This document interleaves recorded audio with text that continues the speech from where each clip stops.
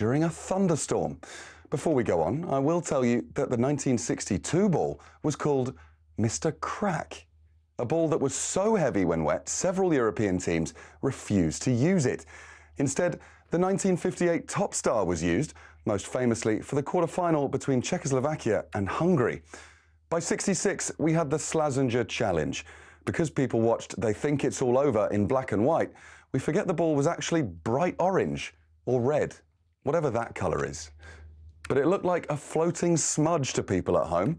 The World Cup match ball needed a makeover. Enter the Telstar. 32 black and white panels. It was stylish, it was modern, and it meant goalkeepers could finally see the thing that was about to ruin their afternoon. It was also the start of an Adidas monopoly. 1986 was the dawn of a new age. The Azteca was the first fully synthetic ball, meaning it didn't soak up water. Recently, though, things have got weird. 2002 gave us the Fever Nova, basically a high-tech frisbee, and then, of course, the Jabulani. Today, the balls have internal sensors that tell the VAR room if someone breathed on it. We've come a long way. But the ball's not the main thing, is it, FIFA?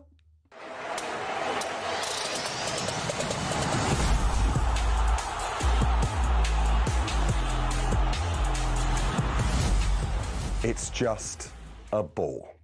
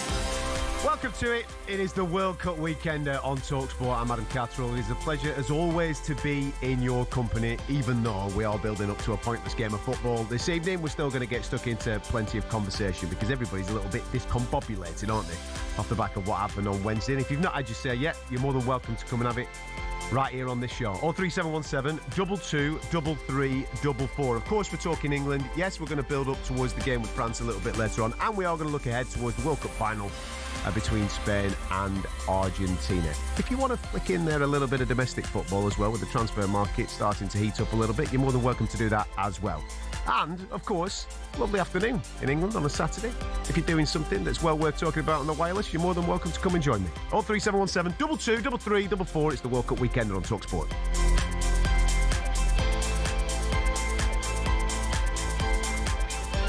Now then, I'm going to be dead honest with you. I need a lift. And the reason why I need a lift is because my mate got the wrong date. I've just had a word with him. I said, if you don't come in the next half an hour, I'm basically going to spend the whole of the afternoon just slagging you off. So anyway, Mr. Dyche is on his way into the radio station as it stands right now, but he'll be about half an hour. So I need a lift from you. And the telephone number to get involved with this programme is very simple, 03717 22 33 44. We'll start, obviously, talking about England ahead of tonight's third-place playoff with France. I'm sure you've got your own thought processes on that particular game, but I've got a couple of things that I want to throw out, first and foremost. One of the big conversations, especially with my mates who are Manchester United fans, has been about Kobbie Mainoo in this World Cup. Can Thomas Tuchel play Kobbie Mainoo tonight? Will he play Kobbie Mainoo tonight? Do you want him to play Kobbie Mainoo tonight? The reason why I bring that conversation up is that, in my head, if he plays him and Kobbie Mainoo has an absolute worldie, he's only going to cause himself even more problems with the fan base. The heat is only going to get hotter.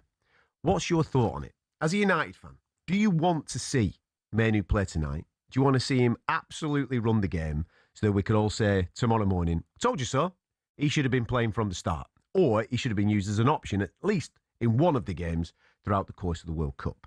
03717 223344. And do you believe Thomas Tuchel will allow that situation to manifest itself? Also, on Tuchel, where are you at with him? If you were listening to me, Dean Ashton and Rory Jennings on Thursday night, I think you will have heard the voices of those two gentlemen who were very adamant in saying that they want Tuchel out.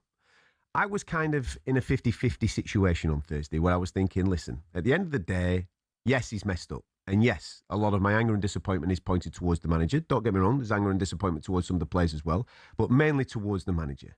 But does one bad day at the office unravel everything that has happened before? And I was in the thought on Thursday of thinking to myself, maybe he deserves the right to come back in 2 years' time to right this particular wrong.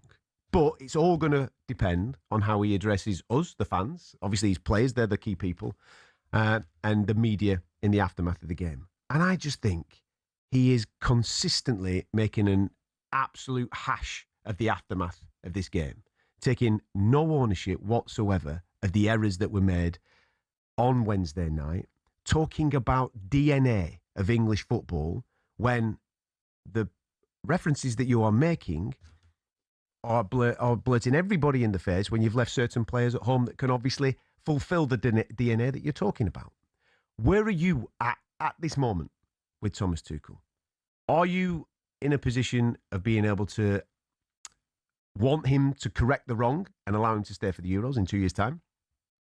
Or are you one of those that goes, he's got to go now, mate. He's absolutely flapped it, and therefore we need to go in a different direction. 03717 223344. There's plenty to talk about. Of course, if you want to talk about the World Cup final, because we're all Spanish, aren't we, tomorrow?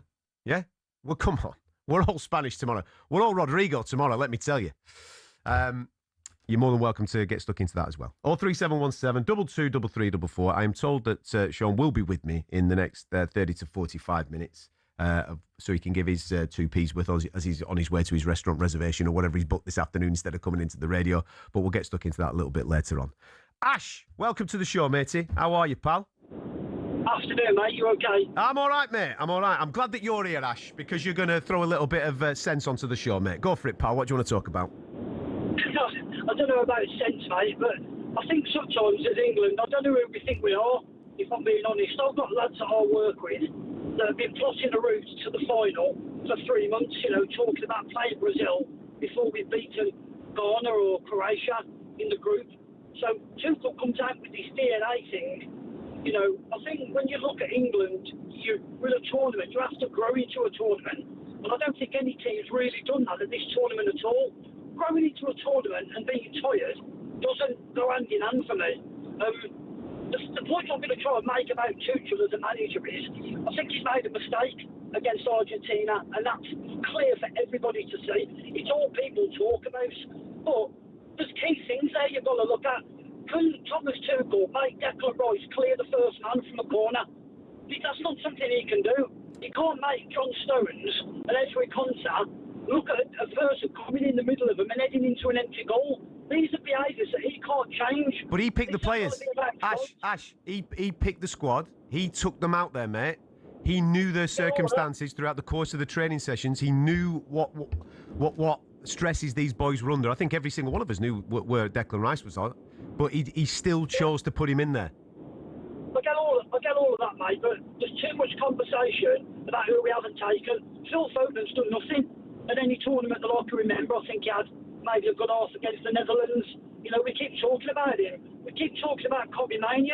Might be a great player, but he's not playing. So yeah, but whose choice is that? That's the manager's choice, isn't it? I agree with you regarding plays that he hasn't taken, right? So he has chosen this squad based on pace and power. He hasn't chosen, when he's talking about DNA in the aftermath of all this, the likes of the Fodens, the Palmers, the Adam Whartons, the Trent Alexander-Arnolds, he has chosen not to take them. So I don't think he's got the right then to talk about English DNA football because he's chosen to disregard it and he's gone with pace and power, all right? Now, he has chosen Kobe Manu. So when you are in a World Cup tournament and you can see, listen, Declan Rice is struggling here, but then you decide to put a right back on who is a makeshift midfielder in Declan Rice's position when you've got a bona fide midfielder there who's really good in tight spaces and being able to keep hold of the football, what does that say about his management? I get all of that, mate, but this guy, yeah, he's a contributing factor to the problem. He's not the root cause. Yeah, we've had a number of managers over the last God knows how many years. We've had different generations of players. We've had a manager for a game. We've had a manager for major tournaments. Yeah, everybody coming and calling for him now to go because he's not won the World Cup at the first attempt. He played 17 games in this particular tournament with qualifying. But was he not brought in for that? I mean, with all due respect, previous to this, Gareth Southgate, right, took us deep in 3 tournaments, didn't he? And the reason that he ended up moving on is because he could not get us over the line. Tuchel was brought in to get us over the line. That was his job. Yeah, and like I say, he's on the big money, isn't he? And he's on the big money to make those decisions. But there's certain aspects of an England player that he cannot train and he cannot coach. Take Argentina. So do you think it's a mentality thing? You think it's a mentality thing with the players? Absolutely. You look at, just as an example, yeah, you look at Argentina with Lionel Messi. This man has gone away, yeah, and everybody laughed when he went to America, yeah. He's gone away and preserved himself because he knows that in a couple of years' time, yeah, if he can play at that level, he can probably give himself another 2 to 4 years with his national team because he knows that the national team absolutely adore the international side and adore him. And the way that team went out and fought for the fans on Wednesday night after being 1-0 down completely proves that. Do you think, right, that Jude Bellingham and Harry Kane and all the rest of them, and these are great players, yeah, these are fantastic players, do you think they know what it means when they're on the pitch, yeah, and they're up against it? What it's like as an England fan? Do you think they're thinking for 1 minute how we would be feeling tomorrow at 5 o'clock and at 6 o'clock before kick-off? Knowing what it means to us. I'm looking at grown men with the faces painted in the pub. I'm looking at people last tournament walking around with white hair because Phil Foden's in the middle. Yeah, they don't get it. They've got a disconnection from the badge, and the only thing. I think that's slightly harsh, mate. I think these lads, I think this group of players, especially with the work that, and this is going back a few years, the work that Southgate's done over the last. I think there has been a reconnection between the players and the fans. Definitely, for me anyway. That's how I'm feeling about it, and I think every single one of those players did give their all effort-wise. I just think in that final 20 minutes, yes, you're right to point out mentality. And for me, I'm pointing a lot of this towards Thomas Tuchel and his decisions that he made. But I do think a lot of players, and the stats will back this up, a lot of those players in the last 20 minutes did hide. And they've got to own that. They've got to own that going forward because that was a key moment. And it's not about effort in that particular moment. It's about being brave. It's about being the person to stand up and say, yeah, I'll take the football here. I can see that we're up against it. I'll take the football and I'll push us forward. When we've only completed 2 passes between scoring a goal and them scoring a goal in 19 minutes, and that was from the goalkeeper to John Stones and John Stones back to the goalkeeper, I mean, that says everything about where people were at when we were talking about hiding, isn't it? Let's continue with a phone call, shall we? Ian, how are you, mate? Are you there, Ian? Yes, Adam, how you doing? I'm good, man. Thanks for giving us a ring, Ian. What do you want to say, buddy? I've been trying to actually call for the last couple of days to make some. It's been busy, mate. I'm sure you can imagine, mate. It's been busy on here, pal. Everybody's been on it. Couldn't believe it. As it's you, what I will start on saying is, you, Simon and Spencer, your work on golf, on golf. That's been good. I'll take golf, mate. I'll do golf if you want me to do golf. No problem. The last 2 or 3 years, honestly, on boxing, to get it into. We can all talk about football. That's easy, but to get boxing into the mainstream by talkSPORT, you three have done a really good job. Cheers, mate. Thank you. I can't help but think with Thomas Tuchel, it's almost a carbon copy of Brendan McCullum and the cricket, who we just got rid of. And I breathed a sigh of relief, not because I disliked McCullum, but I found it really hard to love and support the England cricket team because of the arrogance that went away about things. McCullum, he'd never admit a... Sorry, I'm just doing the weekly shop as well. The alarm's gone off. Just that not admitting a mistake. And those 2 core interviews after the game where nothing to see here, mate, you know, I'd do it all again if I was given the chance. So when people like, I don't know, Simon Jordan are saying, I'd get rid of him, and people are saying, oh, that's very reactionary. Well, from what he's just said, in 2 years' time, if he's got the same situation happening again, from what he said, he's just going to do exactly the same, make the same decisions again. So what's the point in persevering with it? Unless he's doing that for the camera, and behind the scenes, he is actually taking stock. But we want to hear that as fans. I guarantee most annoying thing that we hear is him saying things like, I'd do it all again and nothing to see. Yeah. It's very, very frustrating as a fan. Ian, that's the key thing for me. What's the point in carrying on? Ian, that's the key thing for me. In the aftermath of Wednesday, listen, we're all angry, we're all disappointed. But as the dust settled on it, I was like, listen, the lad's made a mistake. It's a big mistake, don't get me wrong, but he can rectify it. And it all now depends on how he communicates with us, the fans, more importantly, how he communicates with the players and what that message is now going forward. As long as he's learned from it and he owns the decisions that he made. But he's not done that. I say he's not done that. He has owned it, but it's like, yeah, I was right. Well, you weren't right because the result that you were brought in to get us didn't materialise because of the decisions that you made. And I think in the aftermath, mate, the way that he's handled the aftermath, I think has only made this even more untenable for him. I think it's become a really difficult situation for him now going forward. It's like he's done no reason. All that it was mentioned, the thing yesterday, he had 6 months before his first game, so he had all that time. It's not difficult to get to the ethos, or whether it's the history, the pain and suffering of the England. Just to really dig deep and think, even if it's like sound bites and keeping fans happy, it does not go a long way, and it gives you a bit because I agree. He's German, unfortunately, so he is behind the 8 ball a little bit. He's going to get probably a little bit less time than what Southgate got, because obviously Southgate inherited a mess. Tuchel, say what you about Southgate, but at least he steadied the ship, and we were meant to be moving on to the next level. So I don't think it's going to be afforded the same amount of leeway. If you think what a low bar 2018 World Cup, we went into that with probably the least amount of expectancy ever for an England team at a World Cup. So he's not going to. And this third, fourth place, it's almost like if we win, it doesn't really matter. But if we lose, that's even going to double down on it. And then I also heard that the first Nation League game we've got in, is it September, October? Mm-hmm. There's no qualifiers for a while. That's Spain. So that'll be a little telltale sign into, what have you learned? Let's put your cards on the table and see what have you actually picked up from that loss against Argentina. I might go buy a Spain shirt later. Do it. Get a little bit of Rodri out back of there, mate, and get celebrated. In fact, whilst you're in the supermarket, pal, get yourself a nice little bottle of Rioja or something like that. A bit of paella. Get yourself ready for tomorrow, sunshine. It's going to be big. Listen, Ian, thank you very much for your time, giving it up this afternoon to come and join me. Sean Dyche will be with me very shortly. You're more than welcome to come and join us as well. 0371 722 3344 as we continue to talk about the fallout of that England-Argentina game earlier on in the week.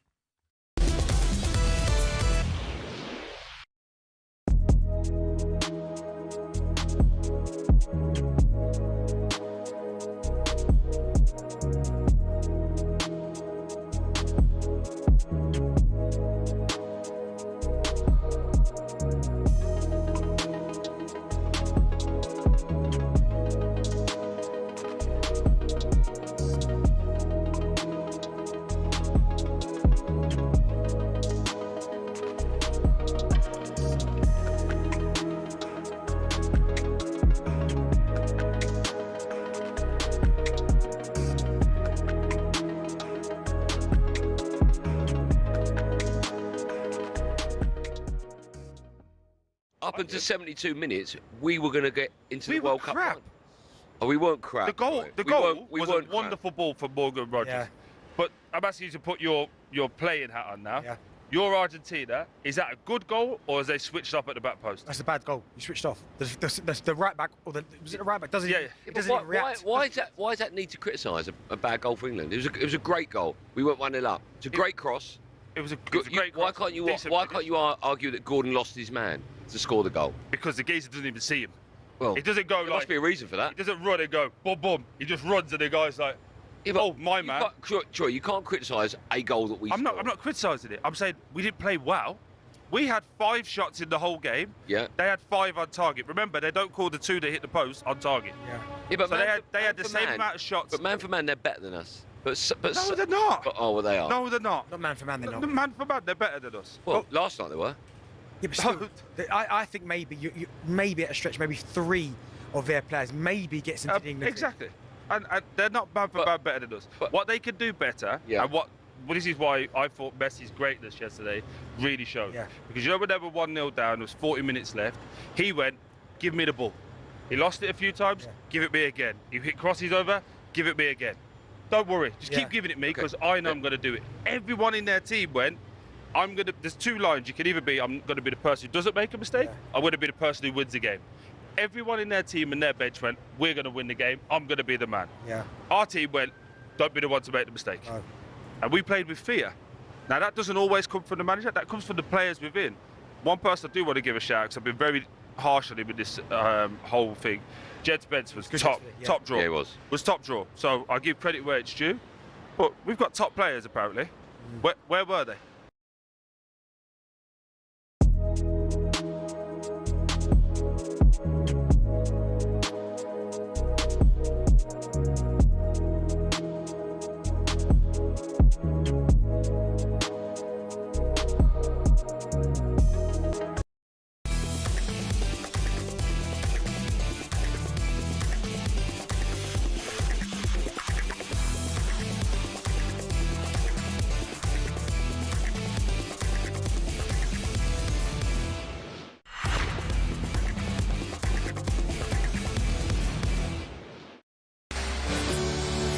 It's England against Argentina in a World Cup semi-final, live on talkSPORT. Oh, it's in!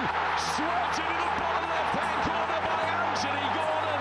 I think we're finding every defender that is fit in the England squad has just been thrown on the pitch. Sets it up for Fernandes again in space, and there's the equaliser. England just playing the penalty for just shrinking back into that defensive unit. Back in from Messi. That is a punch to the guts. It's a familiar story as the full-time whistle blows, but it's a story that's no less painful for its repeated telling, and the long, interminable wait just goes on. I think Tuchel's got this tactically totally wrong. I think the nation agrees with you, Mr. Durham. You listen to talkSPORT. It's Saturday afternoon. You're more than welcome to come and join me, Adam Catterall, on 03717 223344. I don't know if you saw the President of the United States of America getting involved in this conversation, talking about the tactics that Tuchel implemented for this particular game. Thomas Tuchel has actually responded to Donald Trump and his references to Harry Kane. Here's what Thomas Tuchel had to say. Trump weighed in and said in his message that he doesn't know anything about coaching, and I think he proved the point. Yeah. That's basically it. I just know about the criticism because I get messages and from friends and people who actually loved the English team watching, and they are worried. So I never read praise and I never read criticism. It just does not make sense. There you go. It's amazing that Donald Trump actually saw that, isn't it? That Harry Kane, one of the best number 9s in the world, spent the majority of his game marking the number 6 of the Argentinian central midfield. Anyway, your thoughts on that are more than welcome. Sean Dyche will be with me in a minute. 03717 223344. Who've we got here? GJ, how are you, mate? You good? How you doing, Adam? You all right? I'm good, man. Thanks for giving up a bit of time to come and join me on a Saturday afternoon, pal. What do you want to talk about? Always a pleasure, mate. I totally respect your opinions on boxing as well, man. You're a top man. Well, we could do boxing if you want this afternoon. We'll do that instead. Seeing as that everybody's depressed about the footy stuff, mate, we'll talk boxing if you want. But go on, what do you want to talk about the footy? Yeah, I just want to say, obviously I'm a Spurs fan, and I could cuss Thomas Tuchel all day, but that's low-hanging fruit because everyone's been doing that. But I'm a Spurs fan. Mm-hmm. Harry Kane is my man. Whenever I go to Tottenham games, there's a big mural of him on the right-hand side as we go to the stadium. He's my guy. However, before I'm a Tottenham fan, before I'm an England fan, I'm a fan of the truth. And the unfortunate truth is that Harry Kane is a big match bottler. Oof. He doesn't do it in big England games. In fact, he doesn't do it in big Spurs games. Look at the evidence. I think he's played 6 semi-finals and finals for England, so including like World Cups and Euros, and he's got a grand total of 2 goals, which were both penalties, no assists. He's you touched on it just before the break, Adam. This is, if you're a world-class player, you can sense where the game's going. Yeah. He should have the foresight as a world-class player and also as our captain to say, guys, we're retreating way too far back here. We need to push up. And you're the number 9. Do you see what I mean? You're the number 9. Get up the pitch. I don't care if you're so good at dropping in at number 10. I need you up there. And if you're tired, you should have the humility, like someone like Haaland did when we played Norway, and he looked at the bench and he said, "Look, I'm tired, I'm done." If you're tired, we should have taken him off, put on Ollie Watkins. But yeah, that's Is that down to the manager and the manager's instruction though to him? Do you reckon Tuchel told him to retreat?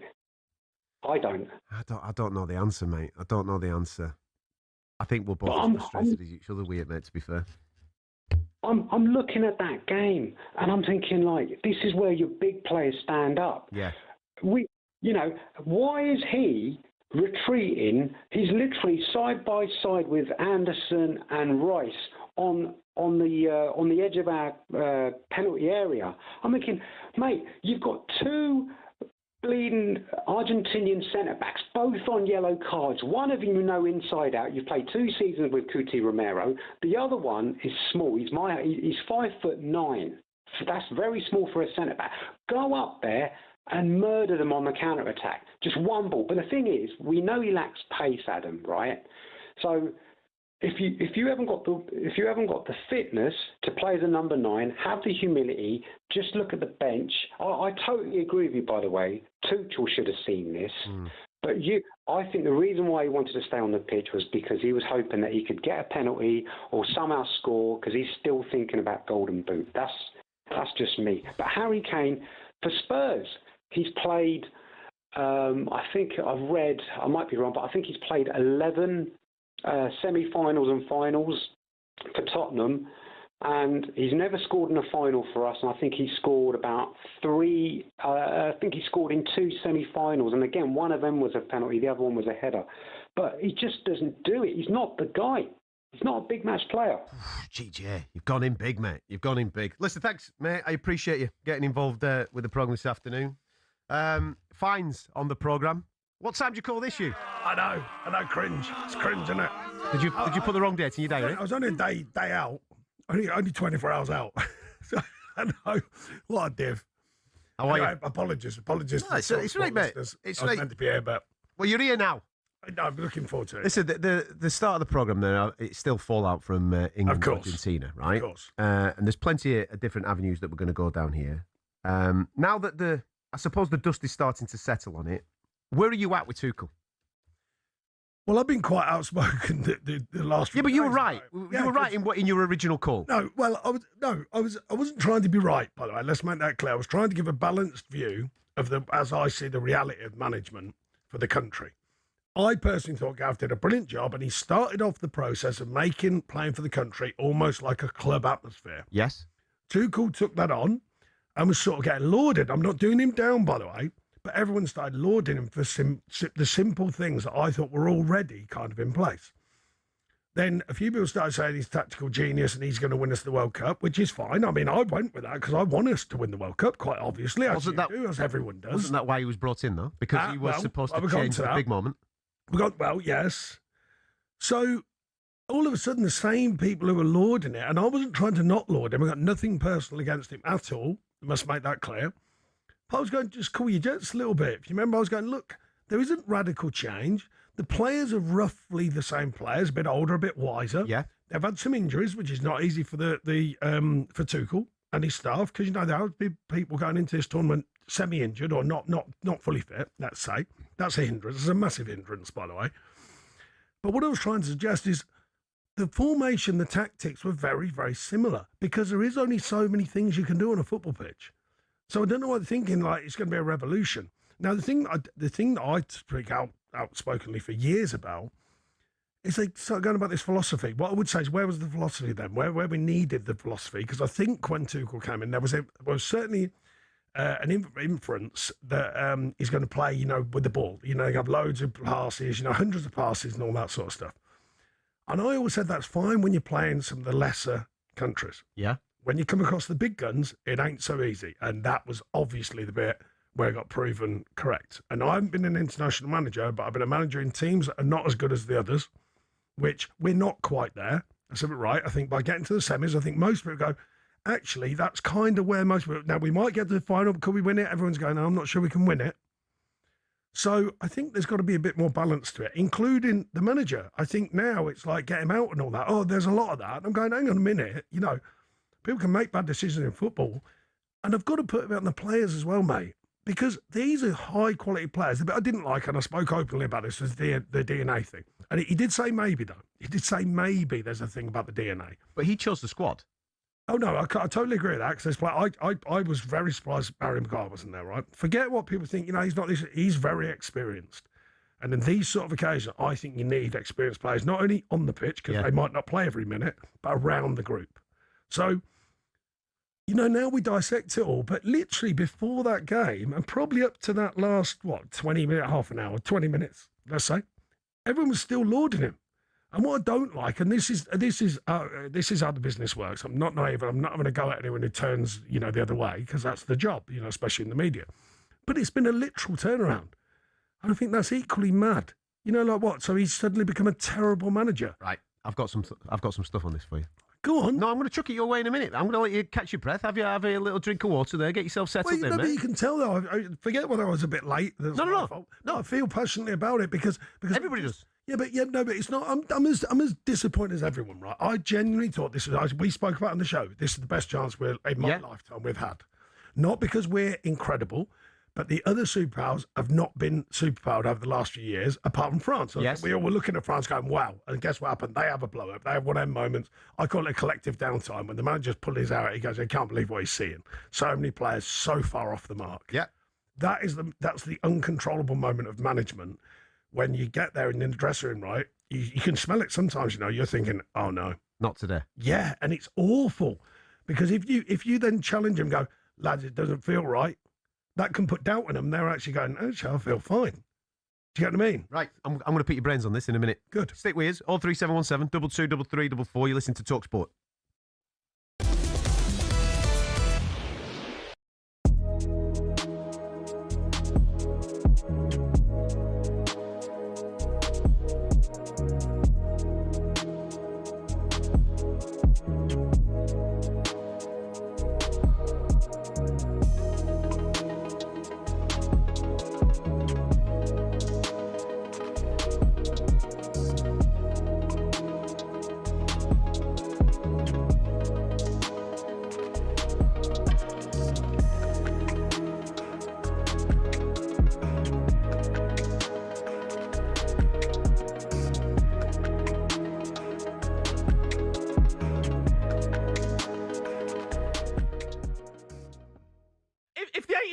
Comes and we're still 1-up and we've been attacking and we've still created chances, but it hasn't quite gone in. Yeah. But we're 1-up Yeah. and Rashford's on the pitch. Yeah. And Saka's Yeah, on the go on, pitch. keep going. I'm going to In hit the this. 85th minute, Yeah. it brings on Dan Burn. No. Lovely No, we get done the counter-attack. We can say. We can say. What do you mean? I just told you the scenario. No, but that scenario is absolute crap. No, it's that scenario wouldn't have happened. Jay, I'm just trying to paint you a picture about how we could lose the game in a different way. Based on what... Jay, I'm with you. Don't get angry with me. No, I am getting angry. No, don't get angry with me. You're trying to tell me how I'm going to feel about a situation. And you'd sit there and go, oh, well done, boys. Glorious failure. We had a right go. Yeah. Right go at the post-cup time. Got done in 2 counter-attacks. Fine. Go out in your shield. No way. No way you'd sit there and say that. I would have sat there and I would have accepted it I don't because I believe watched 4 bloody tournaments. I don't believe you. Of England. I don't believe doing you. exactly what we did last night. I don't believe you. And if we'd gone out with Rashford and Saka on the pitch. I don't believe you. And still trying to attack, and we get done, do you know what then we get done. Do you know what we'd be sitting there now? We'd be saying, how can Thomas Tuchel allow us to get done on the counter-attack twice, 85th and 92nd minute? How can that happen? Right. You'll be saying the same thing, and it'll be a different conversation based on what the evidence is in front of you. You would. Don't tell me how I'm going to feel. You'd accept it, would you? I've told you 10 times. No chance. No chance. I know you too well. No chance. I wouldn't accept it. I wouldn't accept it. I'd be saying, why has he not gone 5 at the back? Why is he not? He's 85th minute on the counter-attack. Listen, we agree. I'm just trying to... No, you're not agreeing. You're not agreeing. No, you're not agreeing. No, I am... No, you're trying to wind me up. No, I'm not. Jay, 100% I'm agreeing with you. Jay, 100% I'm agreeing with you. You're not agreeing with me. You're not agreeing with me.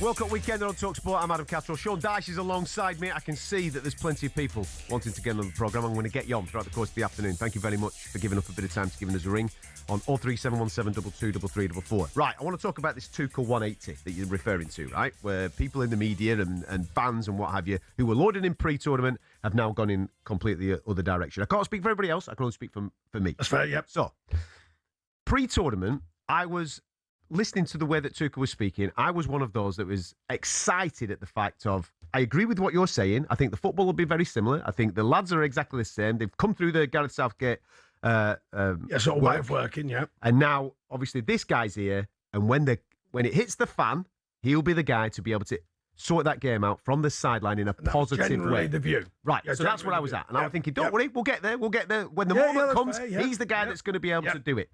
But as you've just said, in the moment, that didn't happen. He went completely the other way. Now, I can appreciate that maybe when he said this pre-tournament, he's now got in there. The circumstances are different. He's found out a little bit more about the lads. He's found out loads of different more information. And therefore, in the moment, he couldn't make those decisions. I'll give him that leeway. I'll give him that leeway. What I wanted in the aftermath, and this is where it's killing me in the aftermath. What I wanted in the aftermath is him to say, it's me.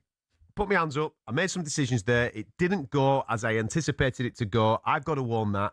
I'll correct that. And going forward into the Euros, it's going to be a different scenario. If you don't trust me, that's fine, but I will win back your trust. That, for me, would have been enough. And I'd have gone, do you know something? Everybody makes a mistake. Fair enough. Let's give him a little bit of leeway and let's see if he can sort that out. But it's the way that now he has gone about in the aftermath, talking about DNA. Well, hang on a minute. You went with pace and power in your squad, pal, and all these ball players, you've left them at home. So that's one thing that's rattled me. And now he's adamant. I got to join in with that bit, right? I didn't like the DNA thing because the Premier League, and not me particularly as a manager, you know that, free-flowing football and all that, but I do know the stats and the facts, and I've been in it a long time. The Premier League is based upon passing in possession now. I think statistically the highest division certainly in Europe, if not the world, for average number of passes per team. Yeah. Right. So you can't say the DNA is not dealing with the ball because these lads know how to deal with the ball. Now, of course, the counter argument is when they're out there. So why aren't the leaders becoming leaders with the ball? We spoke about this. I think there's different kinds of bravery, right? And there's bravery in football when you throw your head at everything and you know the old Terry Butcher, blood pouring down his head and all that, right? And the Brits used to love that. You know, I mean, the English used to love that. And it's still there. They're still, because obviously Mexico is a good example, a modern version of that when everyone's throwing themselves blocking. But then there's bravery to deal with the ball. Yeah. Say, give me the ball. Like Spain did with France. Right. And then my point was, if it's not in the DNA, you've had 18 months to put it in the DNA, which he generally has, I must say. If you look at the stats and the facts of a lot of the qualifying games, albeit I think against teams they should beat, there are lots of passes. But then equally finding the balance. Now, for me, ironically, to what people will think of me, is I would have done exactly what I would have done, which is kick it over their heads and get them turned and running the right. I call it playing for position, not possession. Yeah. Because in a way, right, but then you need the players on. The bit I couldn't get my head around, which you can't, I know it's already been referenced, Andy Gordon comes off. He's good at that. You know, you're putting him behind. Ollie Watkins is great at that. Villa play some great stuff. They pass, and then you watch. Every time Ollie Watkins sees a chance, he gets his shoulders turned and he flies up. Let me ask you something. Stretches the pitch. When you were making decisions from the sideline like that and you take a striker off for a defender, what does it do for the psychology of the lads on the pitch? Does it automatically tell them we're defending? We can go on all day about the change. I think we're all surprised by that. You know, personally, I don't like changing defenders anyway, unless they're injured. I never try and change my centre-halves, never try and change my fullback unless they're injured or they're having a real bad one, because it disrupts the unit. You know, Konza comes on, he's not really a right back. He's done a job at right back and he's done it for Villa. But he's outside the post. Yes. Right, and that we call it outside the game. He should be actually round for the second goal. He should be inside the game. The man on the outside, right, you leave that. If he whacks in the top corner, that's on me as manager. But the header, he should be round, you know, round stones, right round him and almost going, right, I'm dominating that and going and clearing it.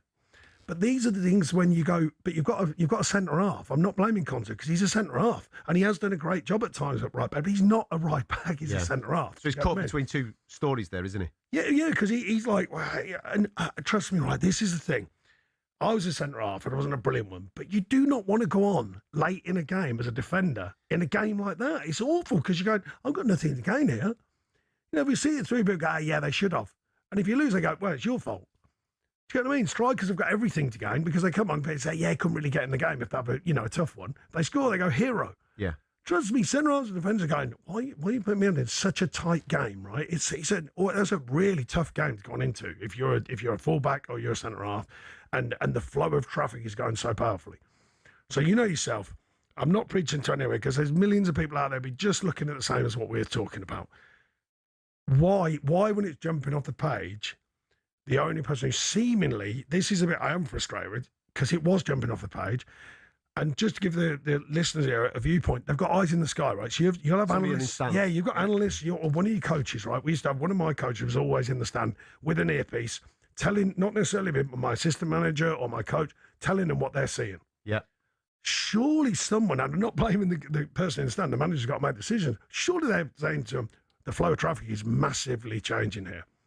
From eyes in the sky. Because, it's the idea of having eyes in the sky. You can see the game better. Yeah, well, and it's not emotional. From there, you're not involved in the moment. So the idea of the eyes in the sky, whether it's an analyst or a coach, they're not, they're not got the same emotional tie to the game. And that's why they did it. That's why, you do it. Well, certainly for me, I said to him, you stay calm. You get up there and you just tell me what you're seeing. Don't get involved in the emotion, the crowd and all that. Can I ask you about the aftermath of a game, right? So it's gone wrong.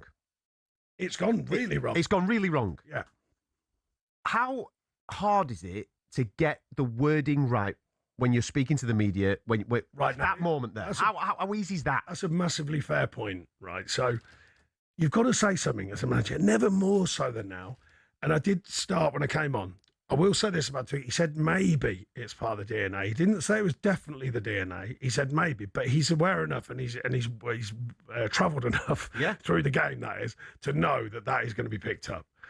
So they're the bits when we all go, hang on a minute, and some of the other stuff, I had no regrets and all that. Trust me, that's a tough one to say because I've done it. When honestly, you can't sleep. You're laying there going, oh, what did I do that for? Why didn't I do that? Why didn't I do this? So how do you handle it? How do you do? Well, you got no choice. You made the decisions, right? The bit I get is, I don't know. He's referencing him as a person because what's done is done. That's the one thing about manager. You have to park it at some point. Yeah. But this is so massive. It's hard to park. Obviously, we're still talking about it now, and it's going to continue for a while. But I just think, going back to what we were talking about originally, I just think it's gone a bit too far. You know, he certainly hasn't become an awful manager because of them decisions. Do you keep him in position? I think it'd be bizarre if they didn't now, unless he chooses. That's a different thing. He might choose. You know, position becomes untenable, for example. Well, no, for his point of view, not necessarily untenable, but when the big waves start hitting you, there's only so many of them waves before, in the end, you go, right, it might be time, because I was talking to Chris Evans about it on his show, but it's a 50-50 rule. If you get to a point when you haven't got at least 50% of the people still believe you in the modern era of football, it's going to find it hard, because, the 50% who go, nah, we're not having it, they get more and more powerful. So it'll be interesting to see what his thoughts with the FA are, because obviously the FA, they're a good unit. They'll debrief the game, they'll analyse, they'll pick it to bits and all that, and everyone will do everything they can. Trust me, that is one thing about these guys, and Tuchel as well. He's not just parking it. He will be with his staff. He'll be, breaking it all down, speaking to his staff, speaking to the analysts, you know what I mean? They will dissect it, to be fair. So I'm not having that either. They will. Trust me, I know. But it's still like, the bit we can't get red around, and I still can't as I sit here now. Because I'm the same as you. I'm looking at the screen going, please get some pace on. Please get a forward on with some pace. Please, if you're going to go give us an out. Yeah, give us an out. And the oldest one in the book is clear lines and turn them. Honestly, you had lads on the bench. It sounds bizarre. I know people will be on in a minute going, nah, that's why Dyche is a dinosaur. But that's what it needed. It needed us to clip it over the top of their defence and get them turned round the other way. And all it does is break momentum. It doesn't necessarily win. I'm not saying we go and play free flow, we score another 3 goals, but it breaks their momentum. And if you can't break it with injuries, you can't break it with technical fouls, break it by literally putting one in behind them and getting pace on the pitch who sprint after it. And you'll see the change in the flow of traffic. And it was that simple. I know I'm making it maybe too simple, and people will be going, yeah, that's Sean Dyche's thing. But for 10, 15 minutes. I've been in the game all my life, and I know playing for position, not possession, can be as powerful as playing with possession. 03717 22 33 44. Keep your calls coming in. We'll get you on the radio next.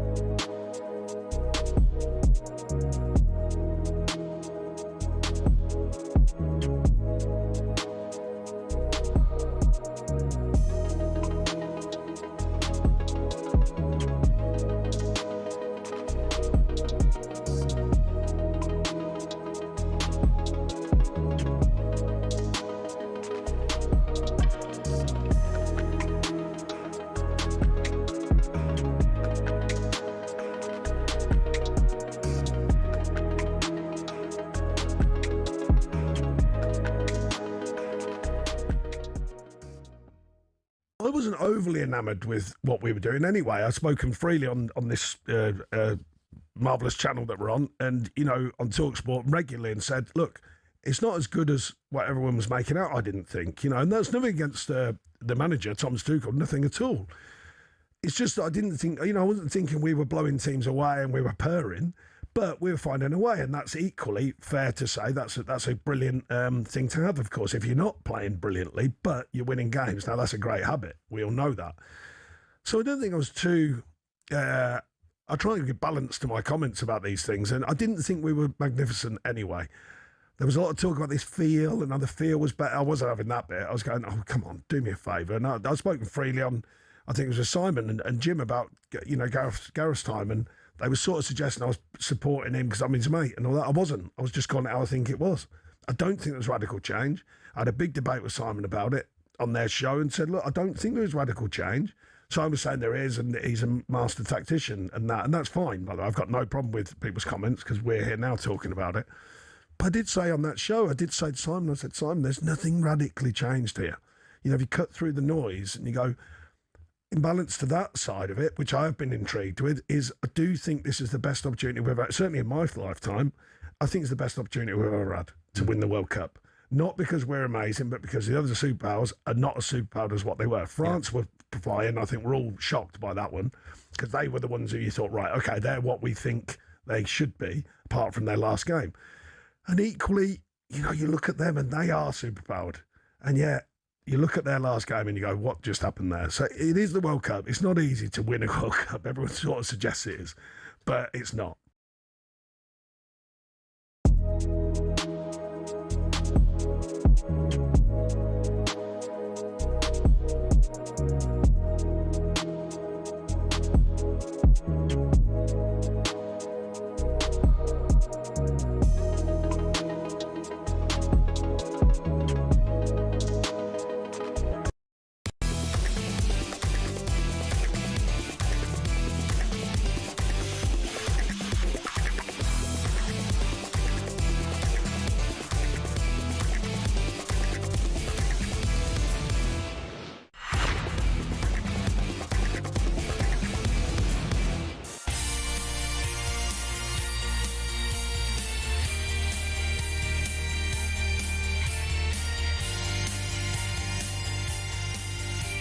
Emotions in the studio today. Emotions on the radio as well. I'm pleased we had a break there. Just love it. Yeah, you calm yourself down. I'm going to rev you back up in a minute and get you going again, mate. Took a breath and went, all right, cool your jet. Listen, this will get you going because Ryan's here to talk about the possibilities of the next England manager. He's going to get the wind-up going here, isn't he? I know what's that all about. Come on. Time to look ahead with talkSPORT Bet and Ambassador Ryan. The Playbook with talkSPORT Bet. Download the app or visit talksportbet.com for all the latest odds and offers. 18 plus gambleaware.org. Right, listen, he's wound up. Don't be winding him up out anymore. I come in peace. Listen, don't worry. Don't worry. I'm on your side, both of you. No, I'm enjoying it. I'm enjoying the dynamic between you. Yeah, I am going to give you the odds of the potential replacement because obviously the FA are sticking with him, aren't they? But that conversation. Is Sean you guys on it? just... Come on, let's get him in. Is Sean on this list? Come on, don't listen. We need to get a special. No, I'm starting it, mate. I'm starting it. I'll be getting clickbaited again. Yeah, you will. Constantly. Dyche says. Apologies. Right, go on. Should we start the rumour? Should we start it on this show? Start the betting. Yeah. We're lumping on it. Well, I enjoyed it because, Sean, obviously you're offering that manager's perspective, and it is a really interesting point that shift in we've got the best in class, and then 30 minutes all of a sudden it's get him gone and he's a fraud, etc. So I do get that, but same, Catman, I am with you where that kind of no regret sentiment that he's saying and he's standing by, it's making me feel some kind of way. So I am in a grey area for a change. I'm not in a black or a white area. I don't know where I sit with this one. But in terms of the betting, the next English manager, potentially England manager, I should say, because it's Pep Guardiola on at 11-4 to be the favourite to take the job. That's where we are right now. Was there not a verbal agreement with Pep and then he changed his mind? Well, there was some story about that. Yeah, but is that real? I think apparently, that was... we're going back a couple of years now. You say apparently, is it real? Has anyone come out and said, yes, that actually happened? Well, there was a report from The Athletic, I believe, Ryan, wasn't there, where in 2024, where there was a verbal agreement, he was interested, and then he changed his mind. He said, no, it's not for me. And that's why they pivoted to Tuchel. Yes. Is the story. But he's favourite again, because obviously he's out of contract. And then you've got Eddie Howe second in the betting at 7-2, and then you're looking at Lee Carsley. It drops all the way up to 6-1 there. If you want Pep in there, I think the FA might have to save up a little bit. Yeah. Pep don't come cheap, I'm telling you that. What would you do? Buy cheap, buy twice. Who would you go for, Sean? I've said all along, for me, the only bit, I'm not saying you go for him, the bit I'm confused with, I said Eddie Howe. Well, allegedly, I must make this clear, I haven't got factual information on this, but from what I'm told, when it came round, Eddie wasn't even spoken to. I find that bizarre because he's put the miles on the clock. You know, look, he's done the hard yards at Bournemouth and built them up. Got into a big club at Newcastle. They were really struggling at the time. I know they've spent money and all that, but don't forget you're dealing with arguably the best players in England. So it's not about spending money; it's just picking the best players. And I think he's been in the Premier League long enough to know that. I just, you know, and it stands right for the FA system. Yeah. You know, there's a lot of people in England, including me, ideally would have preferred an English manager. No even word of xenophobia and all that before people start hammering me.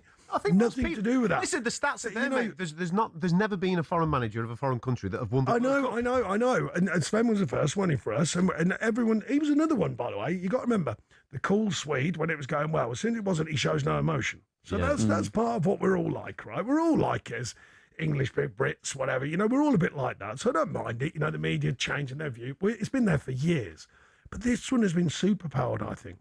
It's like it's suddenly awful overnight, and well, not overnight, over 25 minutes. What I'm saying is, doesn't make him awful. Doesn't make him doesn't know what he's doing. It was just really bad decisions. Yeah. Really bad at the moment when he was brought in to make them big decisions. The foreign manager narrative there, where you say obviously it started with Sven. I mean, 13 of the 16 permanent managers, have been English. And, it's not always been successful. So, I mean, that is the kind of devil's advocate to that. Just because we're having a bit of fun today, you are in the betting. Go on, Dyche! Come on, let's get it going. It's only because I bet on myself. Right. Me and you are number 2 and number 3 here, son. Let's go. Do you want me to tell you who you're alongside? Joint in the betting. You're joint in the betting. I have to say it's 33-1. Okay, so you get a few quid back, but you're joint in the betting with Luis Enrique, Mikel Arteta and Patrick Vieira. Wow. All right, well, take that. All right, I love it. You're joint odds with the PSG manager. I'll take it. I'll accept it. Play similar styles. What else you got, Ryan? So, let's talk about the game that's today, England versus France. The bronze match, which, I mean, the France manager himself has said he doesn't really care about it. The salt in the wounds here is that France are not just the favourites, they are odds-on favourites. It's the first game in the tournament that England go into where they're not the favourites. They're 27-10 right now. You can always get creative with things like this. I mean, Kane is boosted to score. He's on at 11-8. For those that are interested, I won't be looking at that, let me tell you. Whether he starts or not, I still won't be looking at that. But I suppose the question is, boys, do you care? Do you care about this game? Do you know what? I think say you're like, I know I'm not going to start another debate about Kobe Manu, but let's say you're a young player. I am in a minute. No, well, hang on. But if you're a young player, yeah, you want to play in the World Cup. So, fair enough. But for the older players, the players have been grafting out. Honestly, there's no win here. They're all going, oh really? I mean, it's awful. Who wants to come third? Who wants to come second, let alone third or fourth? I mean, who wants that? Yeah. Trust me, players. I had some report the other day saying, in previous tournaments, players have given their medal away. What? You're living right as well. Why do you want to come fourth in the World Cup or third in the World Cup? I don't understand it at all. Well, it's commercial, isn't it? Well, no, I know it's commercial, but they've still got... Do you know the other thing is, we'll talk about... There was a lot of talk about them looking so tired, they're giving their lot. And now they've got to go again. Even in a game when they're going, oh my goodness, And then 3 weeks, 2 weeks time, they've got to go again because they get back in their clubs. I just... they go there to win. Whatever you think, let's forget about the bad decision. Them players, all players in all these countries go there to win the tournament. And if they can't win, they're runners up. But they're third and fourth. It beggars belief for me. But like you said, I know it's commercial. I understand that. I'll do that Kobe Manu conversation a little bit later, Ryan, so you can join in with that if you want, pal. Oh, honestly, I could go for days on that conversation. I think it's a slap in the face if he plays there. I'm sure he'll want to represent his country at a World Cup, so not his perspective, but it'd be a slap in the face to play him in this one. You needed an out ball. You needed that, and you had Kobe Manu on the bench, and he hasn't seen 1 minute. Anyway, Catman, you're going to bring up some stuff. I'm getting emotional now. It feels like I'm in the studio. That's what I'm here for, mate. I've got Sean going. I'll get you going as well later on. Have you got anything else for us, or are you done there, pal? Well, what about the prophecy? Will it be fulfilled tomorrow? Messi versus Yamal. I can tell all the listeners and the watchers that talkSPORT Bet, if you go on that app, it will be live tomorrow morning. They've super boosted Messi and Yamal to both have a shot on target. If they both hit the target, this lands. It's gone from odds on to 11-8. It's super boosted, so check that out. It removes the need to score a goal. But let's just hope as a neutral that this is a cracker and both of those players turn up. And it has been the tournament of the big player, hasn't it, Catman? So hopefully that's the case. But that's it from me. I'm going to let you guys carry on getting emotional and talking about this stuff, and I'll be listening keenly. Yeah, we'll be winding you up throughout the course of the afternoon, mate. Thank you very much for getting involved there, pal. That was a look ahead to the latest odds. Thanks to talkSPORT Bet. You've got to be over 18. Gambleaware.org. The Playbook with talkSPORT Bet. Download the app or visit talksportbet.com to see all our latest sign-up offers. 18 plus. Gambleaware.org. I can see that you're ringing in. Don't worry. I haven't forgot about you. We'll get you on the radio in a moment or two, and there'll be much more from Sean very shortly here on talkSPORT.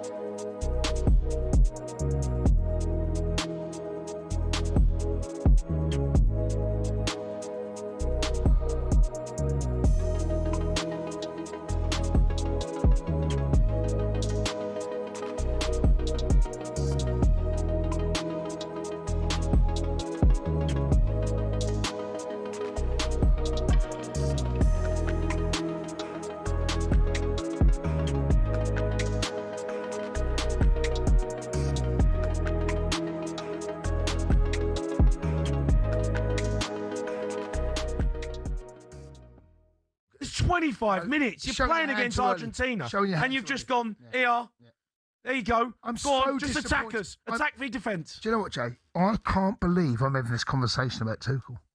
I cannot believe I'm having this conversation. Sack him.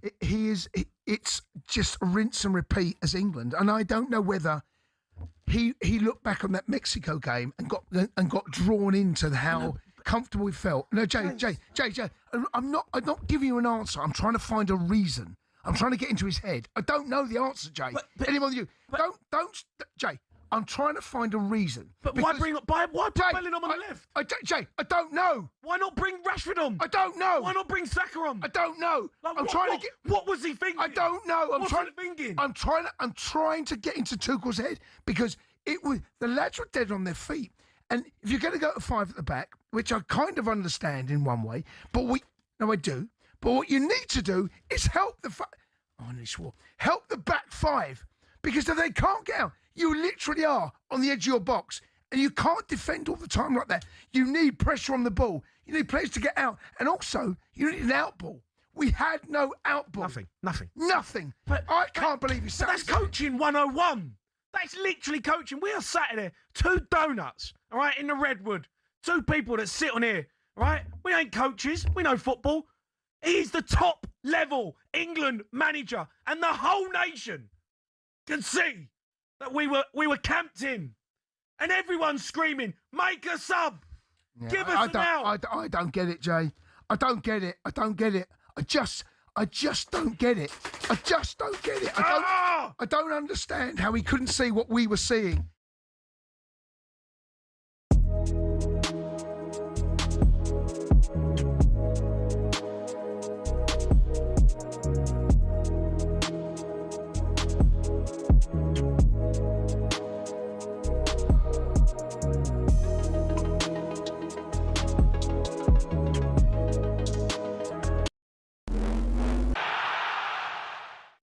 It's 2010, and the Goalkeepers Union is up in arms. Why?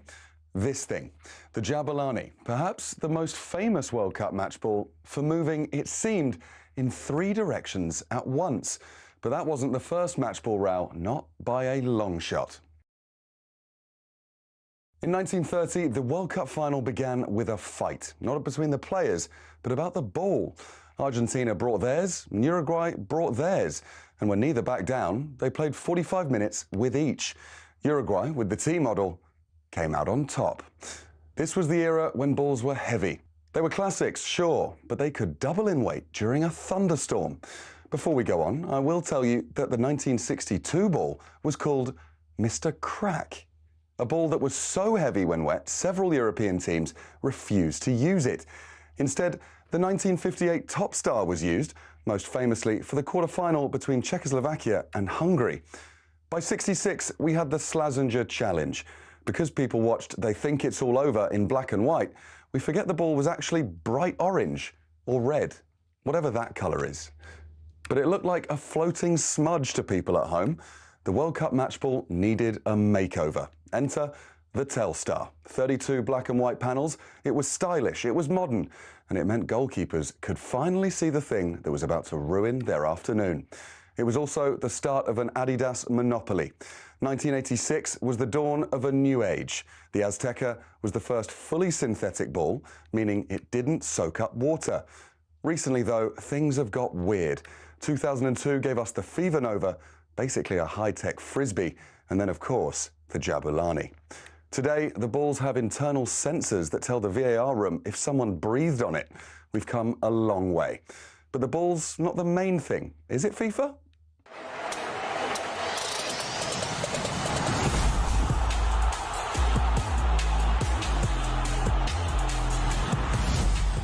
It's just a ball.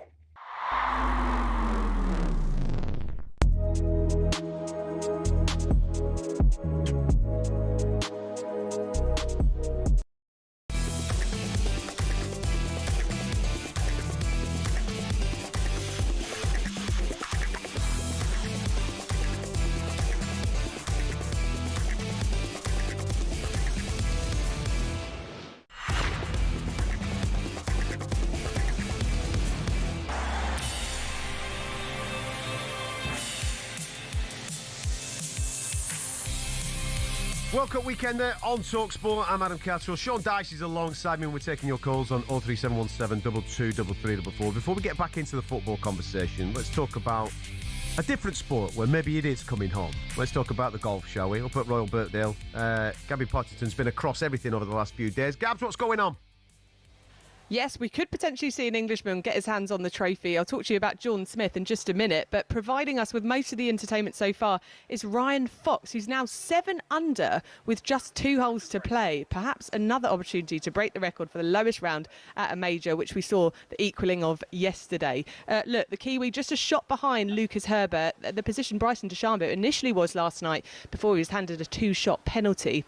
The American now sits at 5 under par and will be raring to go and heads out in just under 90 minutes' time.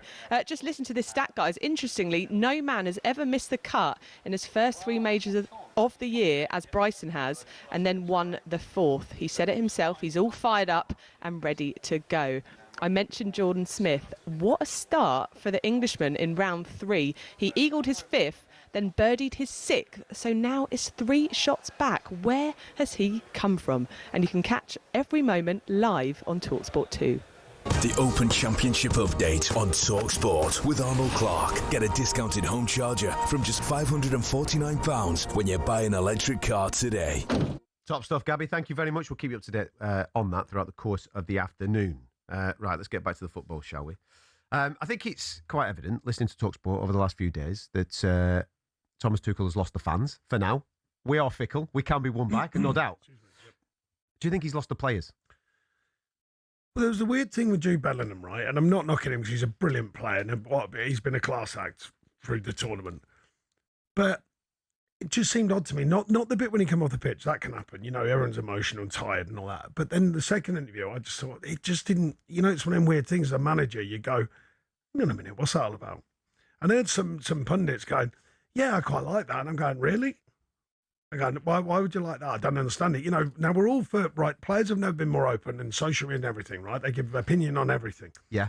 I don't think that's helpful when that happens. You know, personally, I don't think that's that helpful in the camp. I'm not blaming him. I need to make that clear because he's still young and he's a top player. So I just need to make that clear. Whoever it was who said stuff like that, I just don't think it's that helpful. Now, I don't know whether there's anything going on in the camp. I do know some people in the camp, but when people are working, I tend to leave them alone. I don't get involved. You know, leave them to go and do their work. And afterwards, I'll speak to people. So I don't know whether there was any trouble in the camp. But it's no surprise to me, because we've spoken about this before. This is how football's changing. It is no surprise when they go, yeah, players are questioning it. Players question everything now. You know what I mean? It's like, you know, that's the way it's gone. You know, it used to be the manager directed the traffic. Yeah. Now it's changing. You know, and players are ever more powerful. So there's no surprise with that, to be honest. Because you've got to remember that equally when he said take the handbrake off at half time in the first game against Croatia, the players saying, yeah, brilliant. The manager was brilliant. Do you get my point? Yeah, 100%. Yeah. So let's have that right. But, you know? And lots of the media were saying, brilliant. This makes me laugh, mate, right? I've enjoyed this because some of this you have to find some humour in it. What about, you know when we beat Croatia, do you remember it was like second half were brilliant? Yes. Right, because we lost. If you notice, it's gone, the last 15 minutes were brilliant against Croatia. And, you know, it's come down. It was like, second half, the last 30 minutes was brilliant. The last 25 minutes. Now it's like the last 15 minutes. Well, this is what I was at in the aftermath. One bad night at the office, for me, doesn't undo everything that has come before it. It's the way that he's handling I can't defend him on that bit. I can't defend that bit. That's where I'm at. Now, if you're a top player, you've heard the noise that we've heard. Thomas Tuchel's been brought in to get you over the line because Gareth Southgate couldn't get you over the line. He did brilliantly well, but he couldn't get you over the line. Yep. So this guy's supposed to do that. When it hit the fan against Argentina and then he didn't get you over the line, surely you as a player, you're going to be in that dressing room questioning it, mate, thinking, this guy doesn't know what he's doing. Yeah, but what I'm suggesting is the modern player would do that really outspokenly, you know, I don't know, someone else, not usually the manager, but their agents or whatever, and then it goes to the media. What I'm suggesting is, if you feel that strongly, you're a player, right? You're out there. So I will say the players have a big responsibility in things like this. Do you think they hid?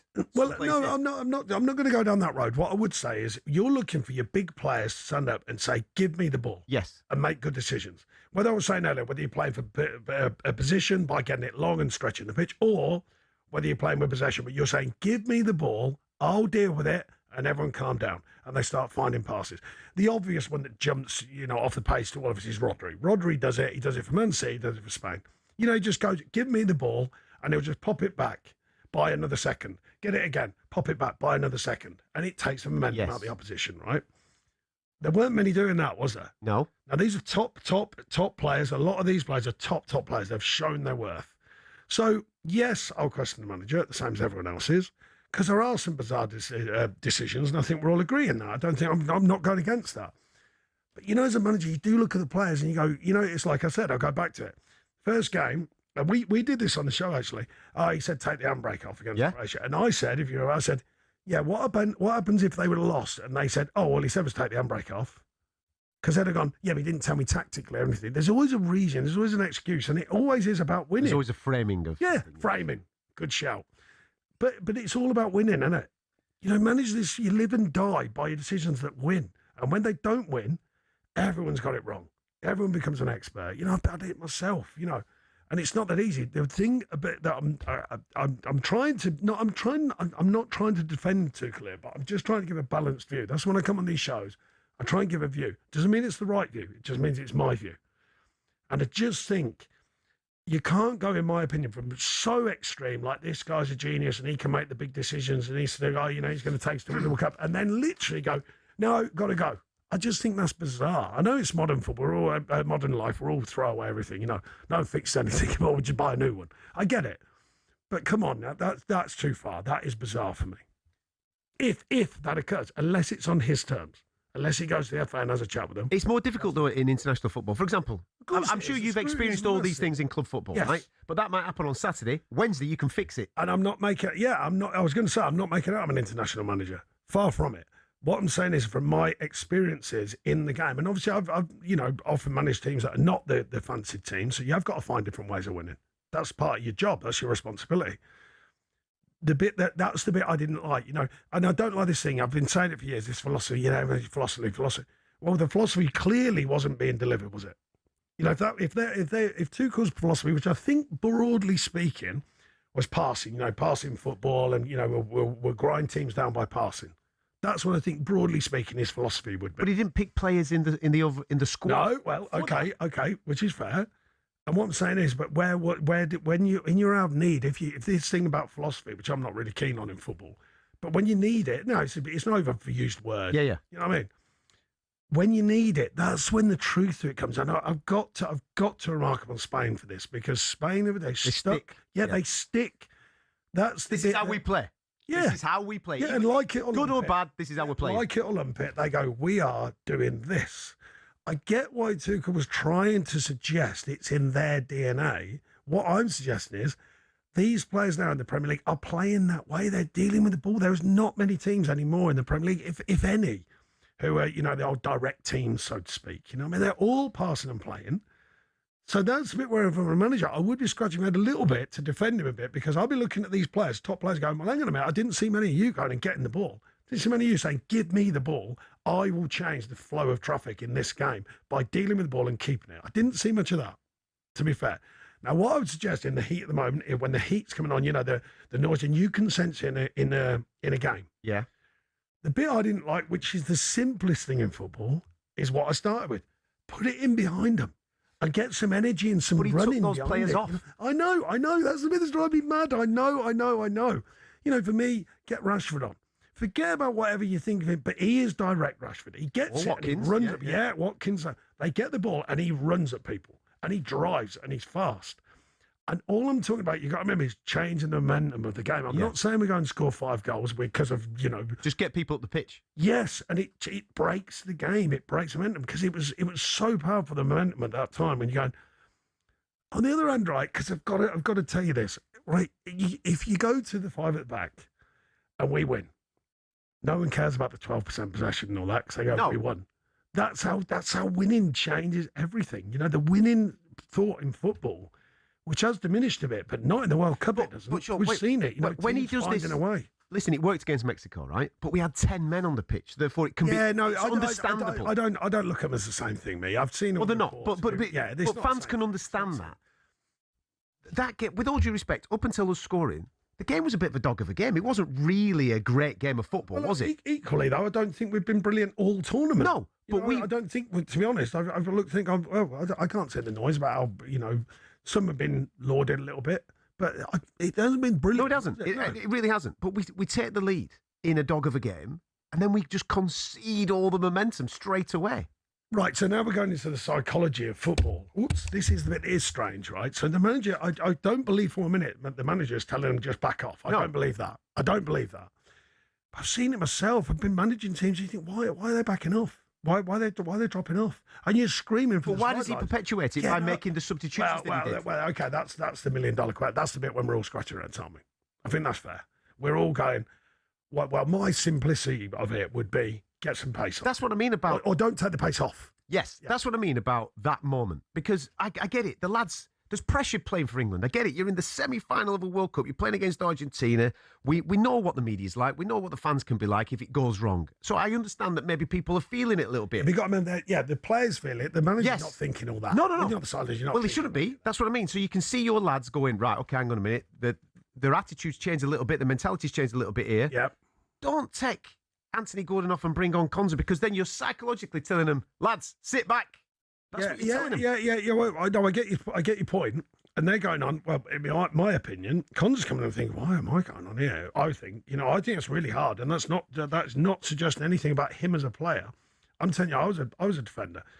Tight games, you know what's going on. You go, I've got nothing to gain here. Do you know what I mean? And so it's a nervy thing anyway when you come on as a defender, because you're thinking, If the lads are nervous, you want your manager not to be. He's not going to be nervous in that moment. All this sounds really, really easy. It's a World Cup semi-final. I get you. And you're standing on the side, and everyone's deciding all these things for you. The only bit that I don't know whether it went on or not is I used to rely, if I was in that mode when you're getting involved, my staff are important and the eyes in the sky are important, because in theory they should be calm because they're not in the emotional side of the pitch, but they're getting involved. They should be the ones going, we've got to change this. We need some pace on. We need to get the ball forward. And I'm not blaming them, because the manager, it's your decision as a manager.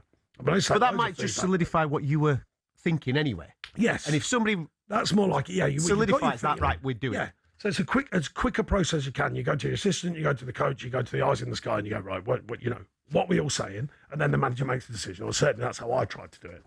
I'd listen to him and then go, right, it's my decision. And then you change what you thought needed doing. 03717 22 3344. Sorry, I'm getting carried away in conversations here. I know that you want to get on the radio, so we'll get you on next.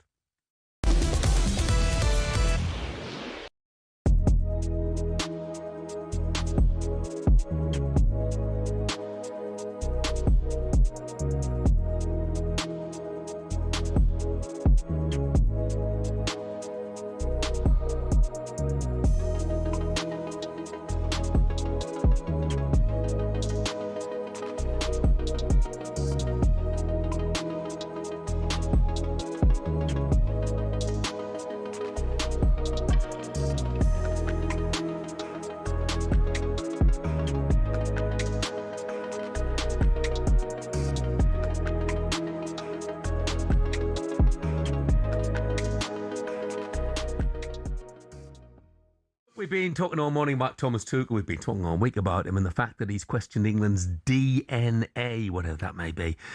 He said, I think ball possession plays a crucial role. It's maybe not in our DNA as it is in the Spanish or Brazilian or Argentinian DNA. To take the ball and control the game and the ball, which is a big problem. What do you make of that, Ben? Watching the Spain game the other night against France, that's how you keep the ball. And I think it comes down to bravery. We've got the players to do it, we've got the ability to do it, but it comes down to bravery. And I think once them England players put that shirt on, when it comes to the crunch moments, that's the bit that is lacking a little bit. We've definitely got the ability to do it. We've got the players to be able to do it. You watch Spain, and when they went 2-0 up, even when they were 1-0 up, they just kept doing it. You've got Fabian Ruiz and Rodri in the central midfield. At one point, they're playing two-touch over the French midfield. They're keeping the ball nice and calm. And I'm just thinking... They had a good structure as well, though. Really good structure, but they're drilled on it. And there's a lot of people saying, well, why can't we be drilled on it? You've got to want the ball as well. You've got to want it, but it's bravery, isn't it? It is. And bravery comes in a load of different forms. People think bravery might be a Dan Burn getting his head... And it is a form of bravery, but when it comes to the crunch moments, it's that calmness under pressure in the big calm moments where you've got to go, right, just woof, woof. And I think Argentina a bit, look at Messi, see how calm he is. And I think that filters through the team as well. Yeah, he can carry you out of trouble, Messi, can't he? Give him the ball, he carries it up the pitch, he takes the pressure off. That's what we were lacking as well, just an individual who just could carry it up. Oh, it'd be lovely if we had one of them. Well, two of them at home, I think. I think it's a bit unfair because he took Gordon off, and I think Gordon's grown into the tournament, I thought. Because he had a lot going on at the beginning, which I spoke of, because with the move and all that sort of stuff, a lot to handle, if you like. But I think he's grown into it.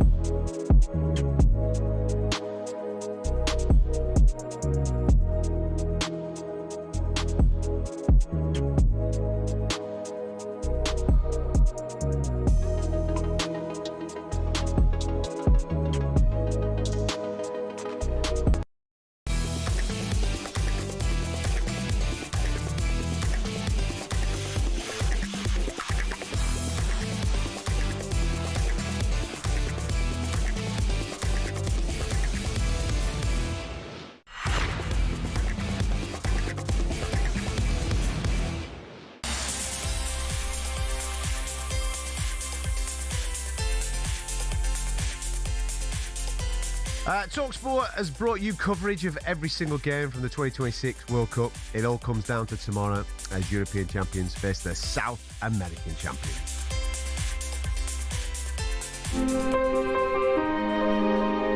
When the stakes are at their highest and the greats and the good are separated. And like when global icons clash and the prize is footballing immortality. Early ball, gets it back, Pedro Porro! It is two! That is a golden moment for Spain! Get your team to the World Cup final. I thought Rodri was absolutely magnificent. Spain are a game away from a second star. The European champions now on the brink of becoming world champions again. Back in from Messi. And headed in by Lautaro Martinez. Argentina just got in the car and smashed straight through the wonder wall, didn't they? When the Argentinian players were singing the anthem, you could see how much they wanted to win that game. That's probably the best game Argentina played in this World Cup. Nobody's retained the trophy since 1962. Argentina stand on the brink of history.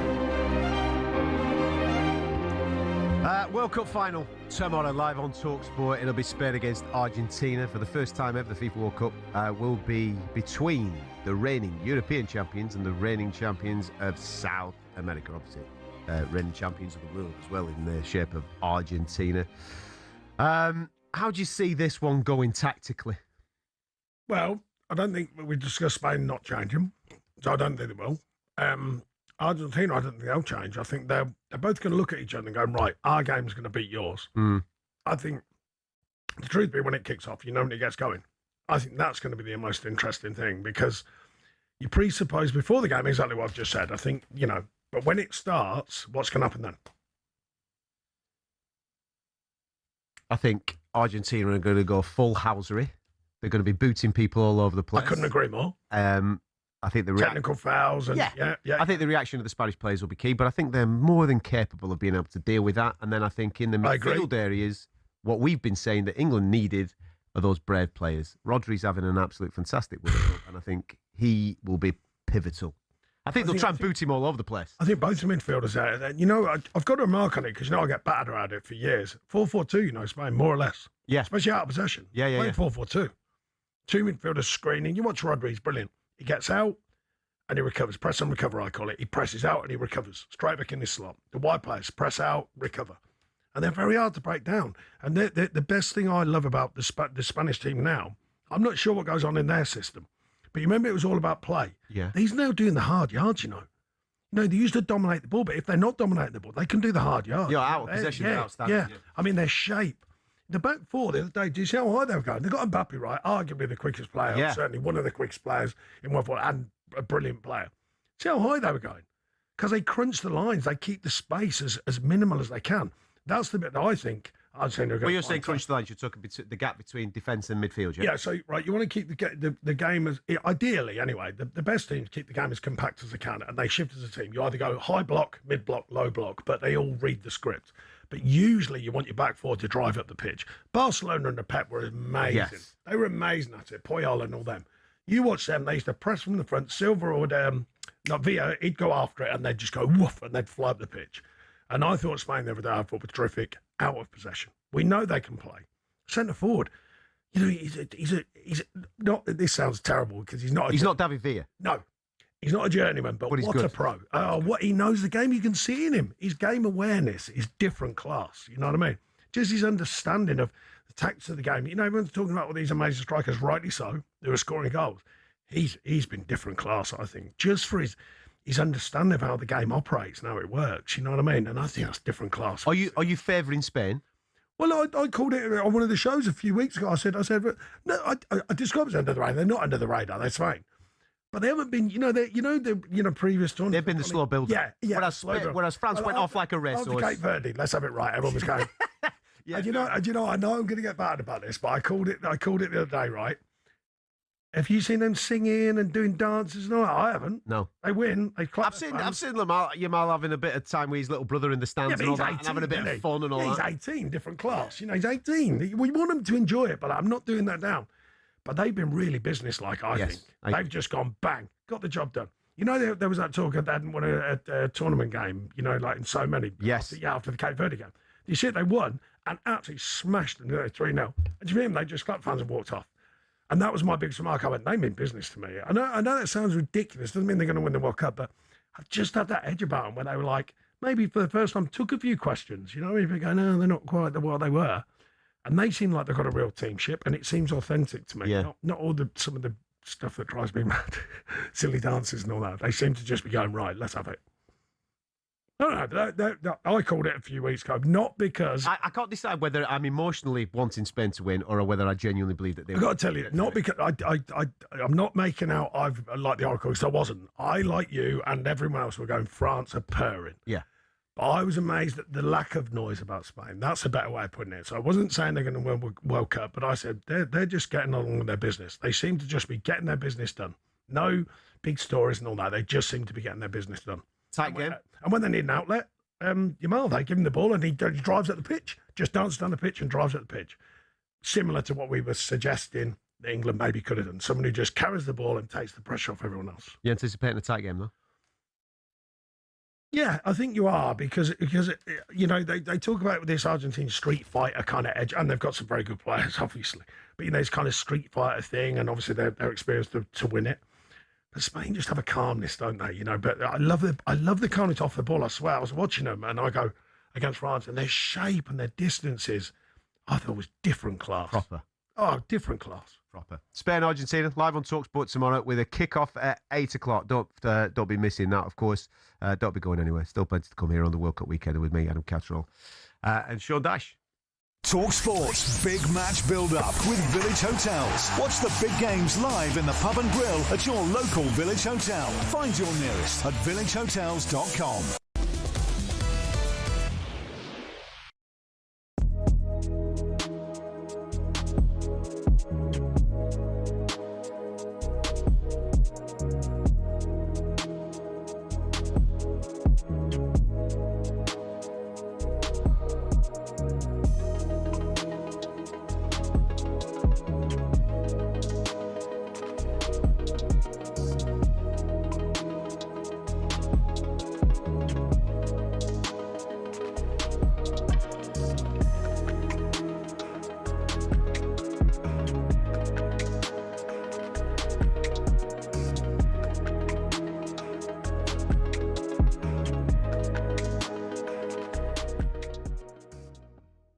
Has to go, mate. I'm sorry, Jeff. Like, when we are paying £8 million for a foreign coach to come in and win us our first trophy since 1966, and that's what he does in a semi-final for an Argentinian side that were there for the taking, and to do what he did, 10 times worse than anything Southgate's ever done negatively. I'm sorry, he has to go, mate. Simple as that. The FA have to make a decision, and I just didn't like his interview, the arrogance of his interview, no regrets. Yes, you have got regrets, mate. You've got regrets. There was loads of trouble after the game across the country. Everyone was together. And that's on you, Thomas Tuchel. That's on you. The negativity, cowardly tactics. You can't blame the players. I'm hearing people say, Jeff, that, the players on the pitch have got to make decisions. There's some experience. No, you listen to your coach. Your coach tells you to play a certain formation. You listen to him. Yeah. He has to go. Simple as that. No foreign coach has ever won the World Cup. Maybe for a reason. We've given it a go now again with a foreign coach, and that's what he's done. I mean, Alan here has just tested the same sort of thing that you were saying. So Tuchel's shortcomings have been exposed. What about the players' shortcomings? Well, the players, we've got 6 defenders on. We've got 4 central defenders on at the end for the cross that Messi puts into Laura Martinez. So, yes, I get that. But ultimately, the can has to be carried by the coach, especially with the negativity. I mean, look, everybody said this. But the negative... Anthony Gordon is flying. We scored a brilliant goal. Brilliant goal. You'll have loved, the fact that Kane... Declan Rice, who's soon to come off as well. Morgan Rogers. And a lovely finish to Anthony Gordon. And Gordon's feeling 10 feet tall, so what do we do? Oh, we'll take him off.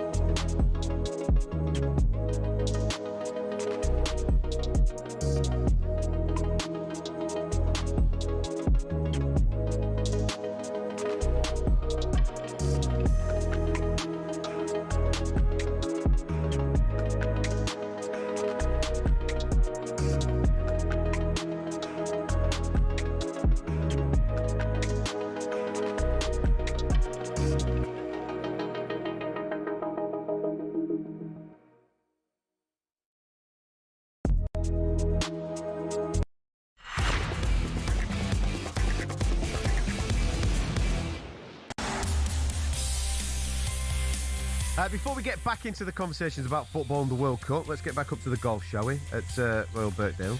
Gabby Pottington's across it. Gab, what's going on up there? The amount of people that are knocking these unbelievable record-breaking rounds. There's another one just gone in, hasn't there?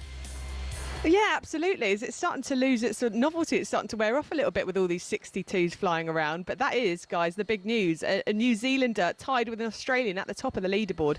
Ryan Fox is in the clubhouse, as I mentioned, with that round of 62 and joins Brandon Grace, Lucas Herbert and Sam Burns in equaling that course record for the lowest round in a major ever. What a round of golf from Ryan Fox.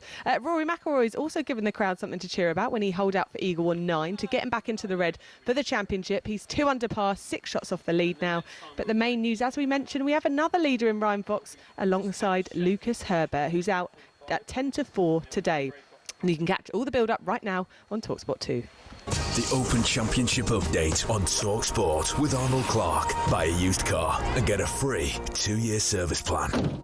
Top stuff, Gabby. Thank you very much. Joining myself and Sean Dyche in the studio is the one and only Mr. Jermaine Pennant. How are you? I am great, gents. How are you all? Sound. Well, yeah, we've had a moan for an hour, and we're just gonna bring you into our little moan. Moaning that Dyche didn't come in. This is what happens to us all. Yeah. I did it. Yeah, because you were always on time. I remember them days, mate. Don't worry about that. Brilliant. Team selection tonight. It's a third place playoff. You've been saying like the majority of people aren't really too bothered about it. Yeah. What can Tuchel do tonight? Can he genuinely pick Kobe Manu? Yeah, he can. I think he has to, really. I think it would be a disgrace to bring a player of that quality and not give him a second in this whole tournament. Not a second. Do you know? Strangely, forgetting or going off that for a minute, I think this is weirdly an odd game for Tuchel now. I think it's a hard game. Yes, because people are going to judge right. They don't want to. People say it if he picks Manu and Manu has a worldie, and they all go, "Well, no, told you so." No, I wasn't thinking that. I was thinking, say we got banged right proper. Yeah. Oh my goodness! I reckon people go, "What's going on?" Yeah. So he's you know what I mean? He needs a performance. Yeah, I think. it's weird. Yeah, at least a performance. Yeah, not yeah. Look, you can win games, you can lose games, but a performance, I agree. Where suddenly people go a bit of faith and they go, right, okay, he does know what he's doing. You know what I mean? But if it goes wrong, which it could do, because there's an ugly game in it for players. Players are going to be going, oh, I just want to go home. Well, not the young players. That's different. Kobe Manu. I think he'd want to play.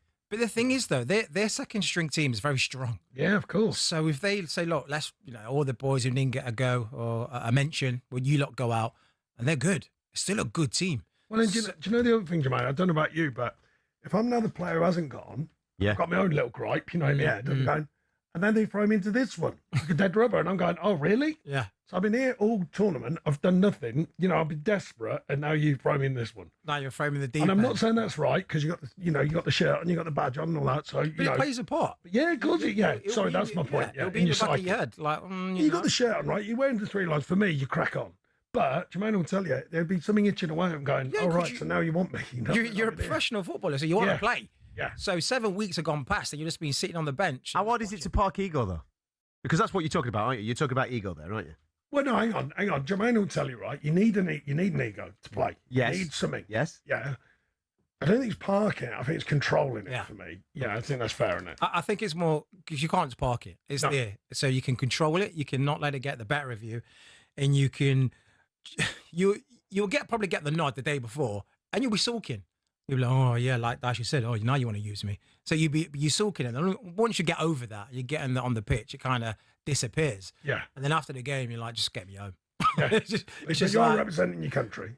So I must go back to that. Players still have a bit of pride, like I said. They'll be a bit just going, if you make a noise, but when the whistle blows, I'm expecting people to go, right, let's have it. Yeah. I will say that. No matter what team you pick, I'd be expecting people when they've got that shirt to go hard. All in. Yeah. What have you made of the aftermath? Because we were talking of the game, the decisions. We've all got our opinion on that. What have you made of Tuchel in the aftermath and the way that he has addressed the decisions that he made? I think it's a little bit of a cop-out myself in calling out the DNA, because end of the day... Here's one for you, right, for Perrier to discuss it. Do you think he's trying to get sacked? I think there's an easier way of doing it. People are saying to me, and I get it, because some of the things are a bit exit messages. Yeah. But I think it's an easy way of doing it now. You go and shake hands, don't you? If he really wanted to, if he could go to the FA and shake hands. Shake hands, agree on a package. Do you know what I mean? I don't think you need to, at this level of the market, I don't think you need to sort of find a way to exit. You know what I mean? And I mean, look, like I said to you, maybe he's feeling it for the first time. Maybe he's gone, if I'm not accepted. I told you before, I personally think the way football's gone now, and someone's asking me about, say, the England job, right? Forgetting whether I'm good enough, nothing to do with that. I said, if 50% of your chance is taken away, right? So I went into Everton on a 50-50. 50% wanted me, 50% didn't want me. You've got to have at least that. If that tide turns too far the other way, that's really difficult for Tuchel or whoever to get back. Well, he got on this job. He got on this job on a tightrope. He was already on a fighting this battle that was against him of being Germany, the amount of people that didn't want him in there. The only thing that will save his bacon, really, with the nation was probably getting to a final and winning it. And the manner that we've gone out, everyone's back on him now. And like I said, it's not even 50-50. I cut you off before when I was asking you the question of how do you think, what's your reaction to the way that he's reacted to the decisions that he made? Saying that, I've no regrets. Everything was right. And then obviously making the points towards DNA of English football. Well, I think you've got to hold your hand up and take some accountability. We've all watched the game. We've all saw the game. We saw how it was panning out. And the substitutions that he brought on what impact they had in the game. Just made things worse. So he's got to stand up and say, listen, yeah, and maybe I should have gone a bit more proactive and more attacking. And to say the DNA as well, I think it's all an excuse rather than saying, yeah, okay, I got that wrong. Where he's saying, no, everything was fine, everything was perfect, so he's not going to get slaughtered by the public. Do you think he can carry on? Look, they're going to review it, I think. And like I said, he was always on the back foot already. And I think it's really a tough one. I think the manner that we went out it's hard. It's going to be hard for the FA, the fans, everyone. You know, when the fans are not backing you, it's hard to ignore that. So it's going to be tough. The Gareth had the other extreme, didn't he? Yeah. Getting cups of beer thrown at him, and 3 days later he was a genius again. It's very fit. No, it's true. I remember it. And he in the end he went, right, that's enough. And it's a blooming tough job, the England job. I think it's an incredibly tough job. I've watched it all my life, as we all have. And every time a new man's saying, it's a tough job. Great job in many ways, but it's a tough job. Now, it's impossible to please all the people all the time. It's hard enough to please some of the people some of the time. Yeah. To please them all the time, you have to win the World Cup. Yeah. Basically. Or the European, one of them. Bring something home. Yeah, bring something home. It's good. Yeah, that's a better way of putting it. Whether it's from the airport or what, a goodie, just bring something home. Yeah. Haribos. They're big bags of Haribos. Bring a Toblerone. Oh, goodness. It is. I agree with you. It's an incredibly tough job. You mentioned fans. I think fans can be fickle. They can switch left, right and centre, as you've just pointed out with Gareth Southgate's situation. The key thing for me is players. Does he have those players on board? That's going to be the key thing now as we enter these Nation League games against Spain and various people like that. Do the players believe in the message that he is saying? And do they believe that when it's the fan in the Euros in 2 years' time, will he do the right things rather than do the wrong things that we experienced in this World Cup? Well, do you know what I've saw? I've saw that the players do trust in him and do believe in him. But there was just a 20 minutes of madness. Yeah. That everybody just lost control, composure, the identity, what to do, panicked, and we got punished because we came up against one of the best player in the world, and Argentina, who were the strongest team at scoring these goals in the dying seconds of a game. Whereas previous games, it was all controlled and we knew what we do. We had an agenda and we stuck to it and it worked. Where this game now, we scored and it was like, oh my God, what's going on now? Right, semi-final, well, we can get in the final. And everything just went to pot and everyone panicked. The players, firstly, it was the players' fault. They started to go deeper and deeper and deeper. Then Tuchel acted on that, but acted wrongly. Yeah. So, the other thing that I think it's worth adding, and I don't want to go on about it because obviously we're talking about England, rightly so. They were terrific, Argentina. Sometimes no one's mentioned. Messi's an absolute genius. But so when you're a player, and Jermaine will tell you, I managed at a high level, but he played at a higher level than me. Sometimes, that some of them players, I bet if you spoke to them, I mean, in private, when he made someone, I bet they're going, God, we just couldn't find a way. We just couldn't find a pass. We couldn't find a moment because they were swamping us, Not only swamping us to get the ball, but they could pop, pop, pop. That's a weird feeling, isn't it? You've been there. Easy. Honestly.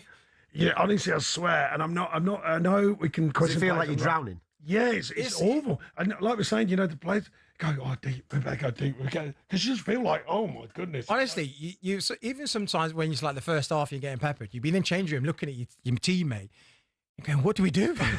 You go, we can't get a breather. We can't get out. They're everywhere. The players, not the manager. I bet even the players. No, it's the players. Like, what do we do? Yeah. And we're looking around for guidance. And then, you look to the leaders, the captain, and to try and lift you up or give you some form of spirit. But then you talk among yourself, going, he's so quick. Oh, he's so strong. He's good. Yeah. I'm not making excuses for England, but I just think what's got lost in it is Argentina, the performance of them. And Messi, I did make me laugh. I was saying on the show the other day that, Messi, they're going, why didn't he get tighter? No, he should have, right? But Messi's been doing that to defenders for 20 years, you know what I mean? I'm going, it ain't that easy because he's Messi. Do you know what I mean? He dances, doesn't he? There was a clip of, I can't remember when Harry Kane tried to, not doing Harry Kane's like that, but he gets all over and tries to challenge him. He just bodies him. Yeah, just bodies him. Because we forget he's Lionel Messi. You know what I mean? You forget that. He's a bit good. He's a bit good. But not only does the players talk about it, but I remember when I was in Spain for Real Zaragoza, played Barcelona. And for 1 hour, I did not touch the ball. I could not get near it. Yeah. I couldn't. Did you pay for a ticket? I might have been in the stand, honestly. It was horrible. And I think after about an hour or 70 minutes, the manager brought me off. He couldn't really speak that much English. And I remember he was saying... But you knew what he meant. Yeah. He's like, come off, and went, there's nothing you can do, son. Yeah. But that's what it's like. You just have to accept it. Excuses, but it wouldn't surprise me if you spoke to come to England players, in the cold light of it, they went, we just couldn't find a way. And I know that's the manager as well, but some of the players are beating him and they go, we couldn't get a breather. That's what I was going about playing for position, not possession. Get it behind him and it just gives you a breather, doesn't it? Yeah. Like Jermaine's good at it, give him the ball and he'll dance and take you at the pitch. And we just lost sight of that, the simple, basic idea of just territory. Just to relieve, like I said, not to score 5 goals, just to relieve the pressure on the team. So they go and get a breather. And they, some of these teams are brilliant at it. They can change it in different ways. Well, we're making a tactical substitution on the show right now. Seeing as that you only dipped in for an hour, mate. Well, I think I've done well considering I've done 24 hours wrong. Yeah, because I thought it was on tomorrow. Yeah, I put it in the calendar for tomorrow. He stopped the press. That's all we needed. I was going to go on. That's it. He's got around Rodri. He's giving him a good kick in for an hour. Yeah. Done my job. Here he goes. Bring on the quick boys now. That's it. We'll let you get back to your lunch now if you want, mate. You can crack on with the rest of your afternoon. Thanks, mate. Do stick with us. Jermaine's sticking around. We'll take more of your calls in a month or two. Don't be going anywhere. You listen to talkSPORT.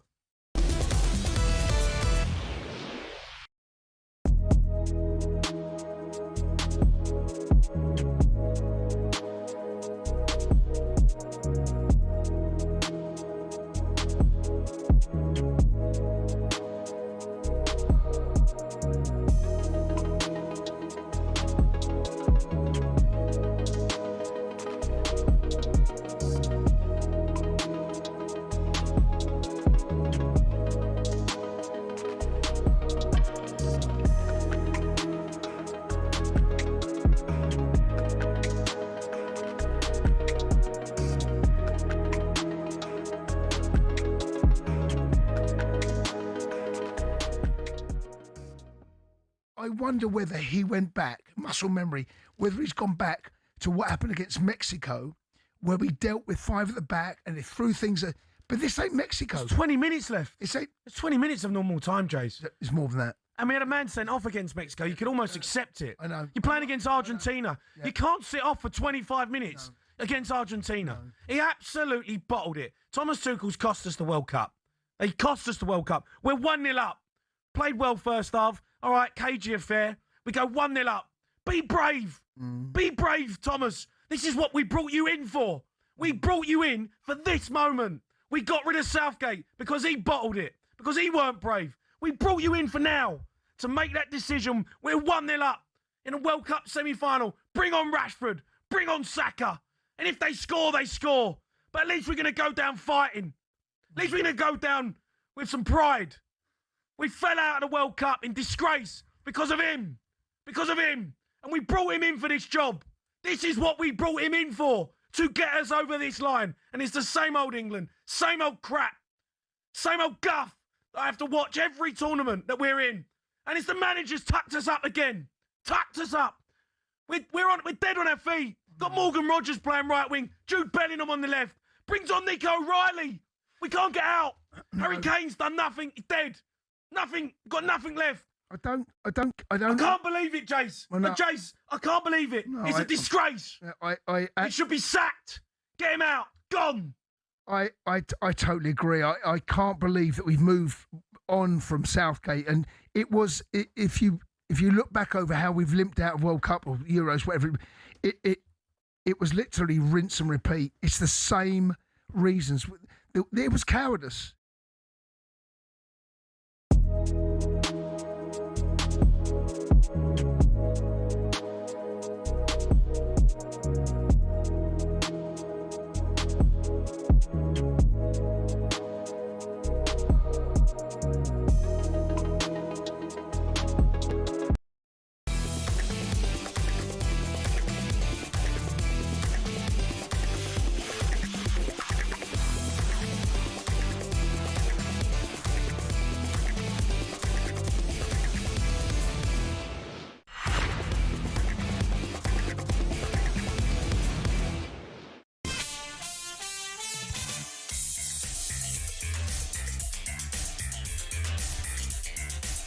On this show, we make attacking changes. That's right. Mr. Dyche has left the room. Mr. Pennant is here, ready to rock and roll.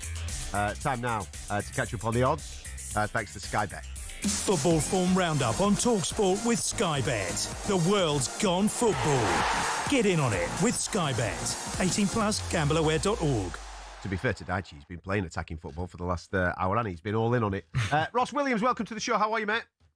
I'm very well, mate. Thank you. Hope you're well in the studio. How's things? Very well indeed. Well, I said very well indeed, mate. I think we're still reeling and just mourning about what happened on Wednesday evening. And obviously, we're going into a game tonight, which I think the majority of fans, I think we can speak for them, aren't too bothered about it, mate. But let's get stuck into the odds, shall we? What have you got for us, mate, on this game tonight? Third place play between England and France.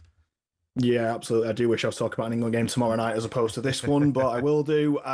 France pretty strong this evening, 5-6 on to win the game tonight. England 11-4 to claim third place in normal time this evening at the tournament. I guess the irony is, obviously, it's been a bit of a post-mortem, hasn't it, since Wednesday. It would actually be England's best World Cup finish since 1966. It won't feel like it if they were to get the win this evening, but I guess it would be technically the best finish. It certainly just wouldn't feel that way to England fans, though. I guess the one player who does have a proper stake in this game tonight, I suppose, we don't know how Didier Deschamps is going to line up his French side. We assume he will rotate, but Kylian Mbappe is, of course, in there. He's 4-6 to score any time for France this evening. He's 13-10 to claim the Golden Boot on Sunday, which he's got to have one eye on at the very least. He's level on goals with Lionel Messi at the moment, slightly behind him on the assist tiebreaker. As I say, not sure how France are going to line up this evening, but I'd like to think Mbappe will get some minutes at the very least to make an impact. No one's ever won the Golden Boot twice, and they've got to be thinking about that, the French. Yeah, absolutely, mate. Is Menu going to start, pal? I've just been listening to the show, and it's a risky one, isn't it? It is a risky one for Tuchel, to be honest. I mean, if he does, and he has a blinder, it doesn't look good for the manager, does it? So I do wonder whether he comes off the bench, to be honest.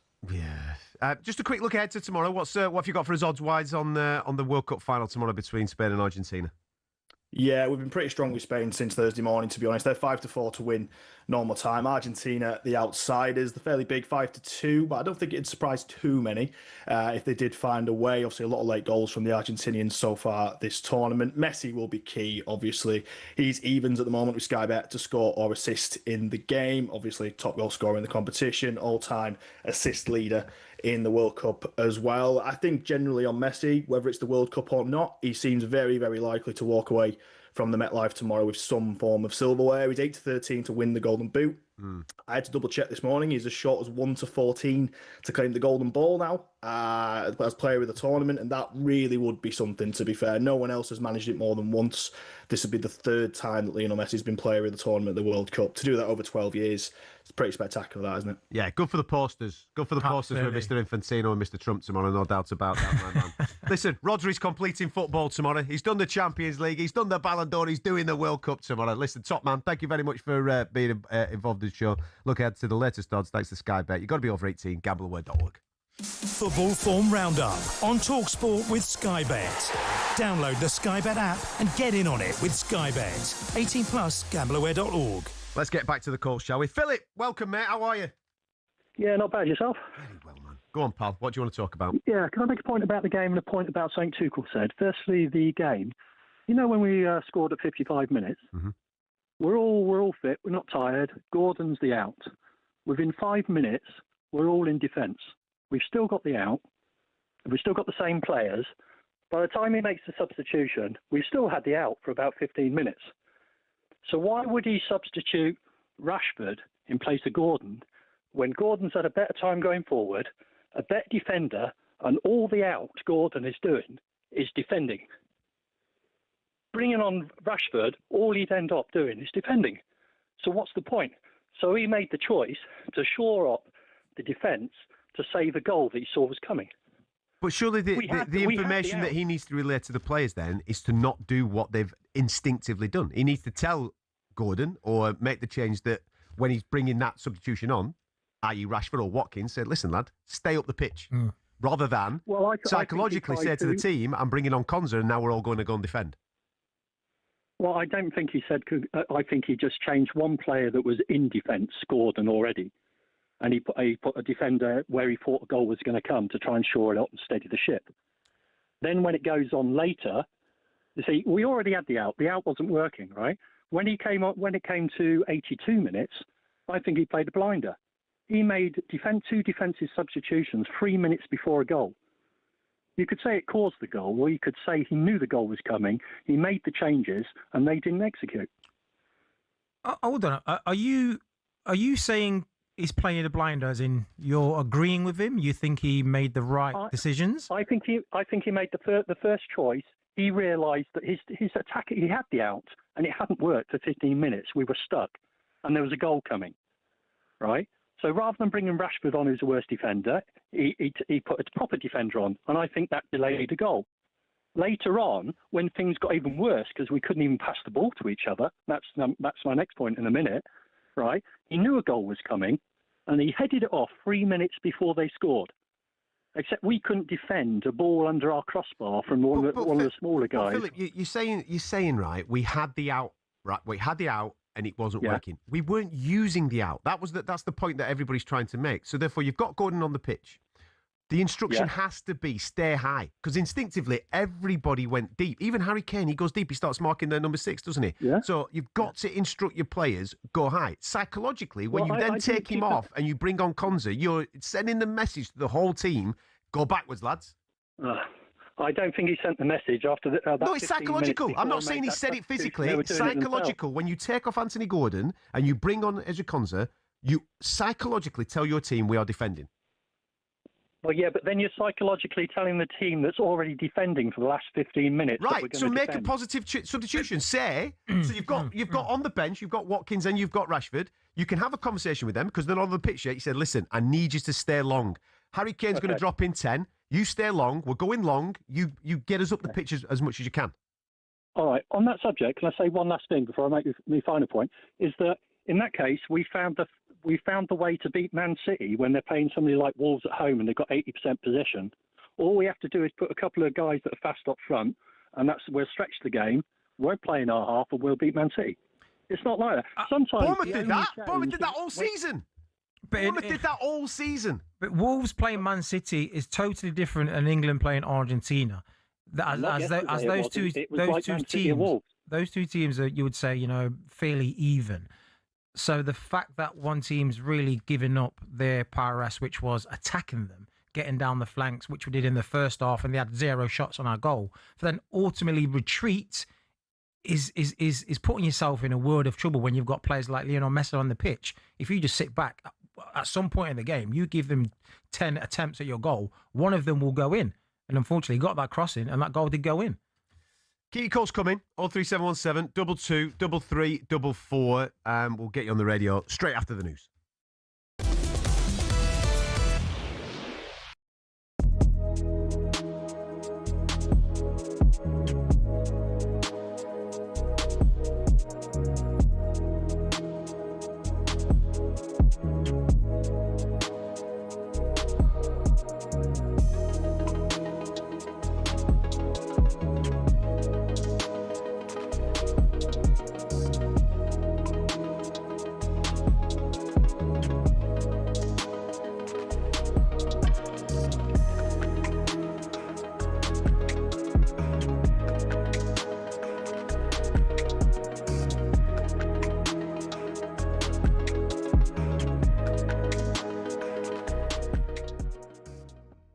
Now, we get the inevitable fallout after a World Cup, and there are reports that one or two of the England players were very surprised that we went ultra defensive in that closing stage of the game. And we were saying earlier on to Stan Collymore that there's a lot of making up to be done by Thomas Tuchel. A lot of people now would have lost trust and belief maybe in his methods, and that would include fans, it would include media, and he's going to have a very prickly time with the media, I guess, over the next 2 years, and maybe some of the players as well, Adrian. Yeah, I would agree with that. I think he's it's a big moment in his England career. Everything had been okay and judgment had been on hold, but judgment was always going to come with what happened at this World Cup, because he was brought in to win the World Cup. And there's no shame in losing to the reigning champions, Argentina, who've still got a player like Messi, who is the best we'll ever see in our lifetime, but it's the manner in which you lose that game, and that manner was not acceptable. Since then, he's come out and basically said, oh, it's the player's fault, not mine. That's how it could be interpreted, and I think that's not going to go down very well. Certainly doesn't go down well with me, because he's been in the job long enough now, and he should have studied it in remember the 6 months he had off before taking the job? Well, in that time, he should have studied the England DNA. We all know about the England DNA. Yeah. Your job, mate, is to come in and change that DNA. And if you can't do it, then off you pop, because you're not welcome. You've got nothing to offer us if you can't change that DNA. And actually, the last couple of games, Norway and Mexico, he's been adhering to that DNA, playing up to that DNA. So if he needed something different, he should have already done something about it in meeting rooms, classrooms, on a training pitch. He's had enough time at this World Cup to really work hard with these players.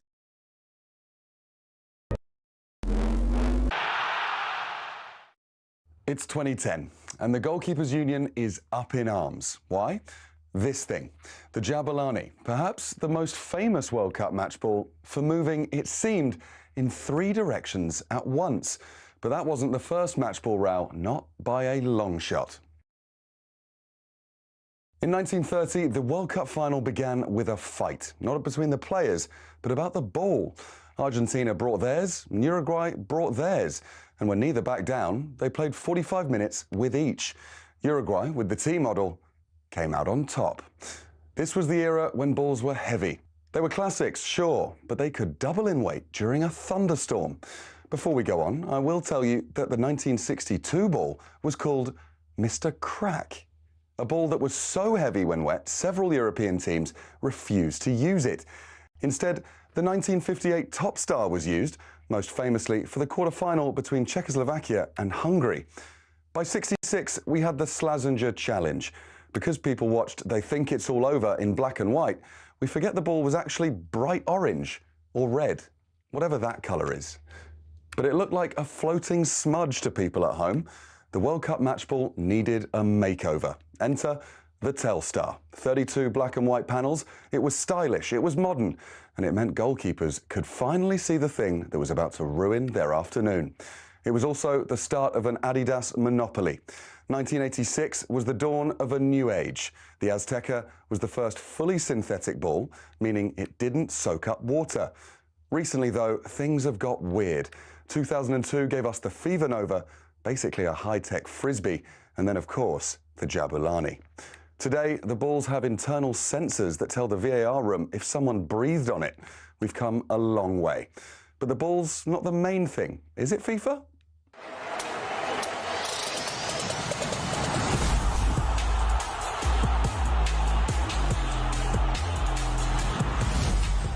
It's just a ball.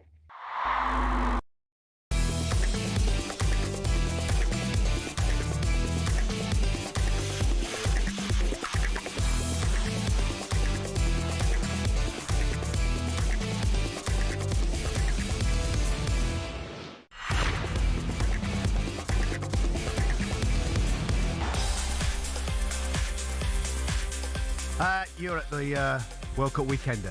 On talkSPORT, I'm Adam Catterall. Jermaine Pennant is alongside me. Before we get stuck into more football conversation, let's get a little update from the Gulf. Royal Birkdale, the destination where Sean O'Brien is waiting for us. Sean, what's going on, mate?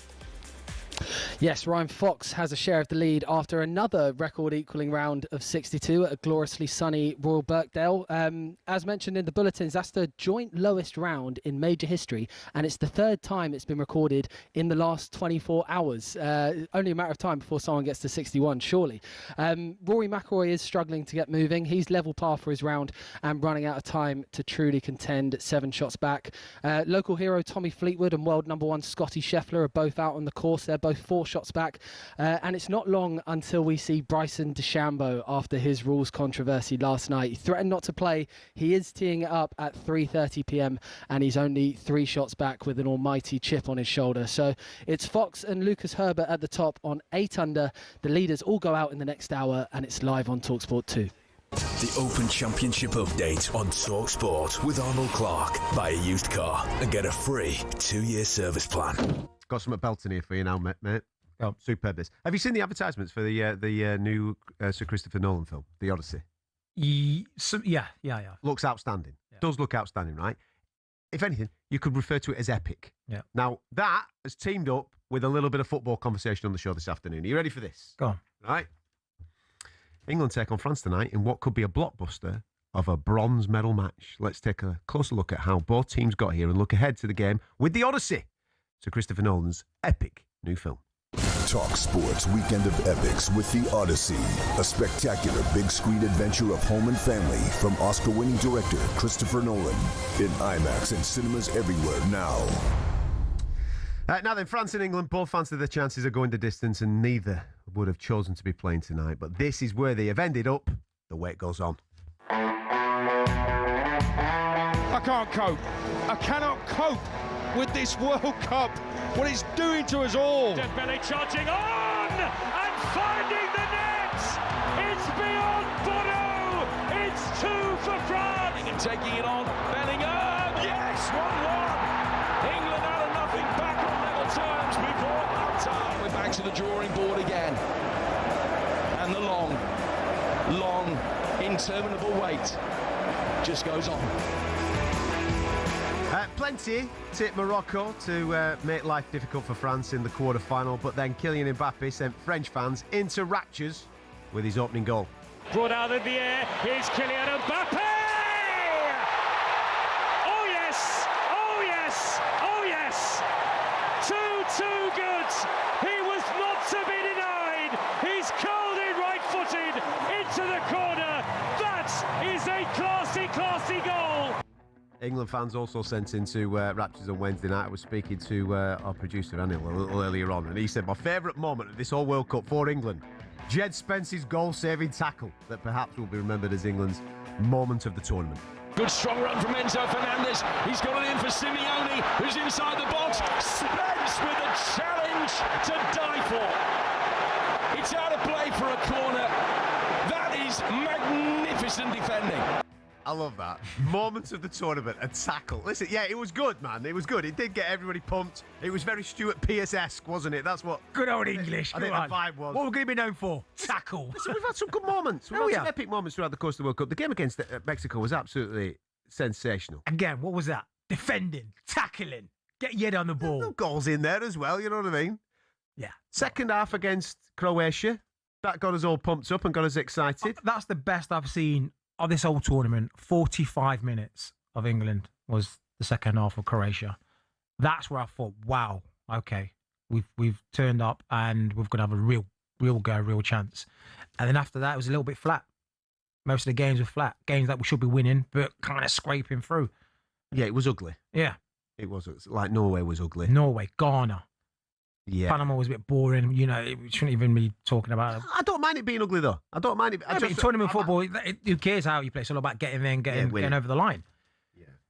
But, yeah. Even if on Wednesday night, I mean, before we scored, I thought the game was ugly. I didn't think it was a great... Stinking. I didn't think it was a great not game. having a shot on target. I know, it's mad. That is... What? We get ahead, and then we allowed them to just be fantastic. Yeah. We didn't need to do that. That's... Even if we'd have just dogged it out for the last 30 minutes, we'd have all been sat here going, yeah, it was ugly, but we won. Yeah. Do you think tonight will be any different? Do you think we might get some free-flowing football tonight? 100%. Do you? There is no way after that we can play like that again and just hope not to lose or try not to concede.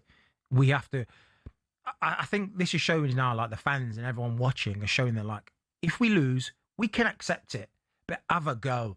Try and win. Try and score a few goals and they make it on account. Okay. But being scared of Kylian and Dyche and Elise... There's a bit to be scared of. Yeah, I get it. But just sit back and go in. Do you know what? Let's sit back and not if you're going to score. We'll wait for you to score. Because if you just sit back and give these guys, you know, the time on the ball and to pick a pass and a shot here and there, they will score. Yeah. So you might as well just go with them, give it them. We've got a place to do that. And if we lose, fair play. We're trying to go toe-to-toe. We're England at the end of the day. We're not no disrespect. We're not a Mexico. We're not a team that just be glad to be there. We're there to win it. Do you think we will win tonight?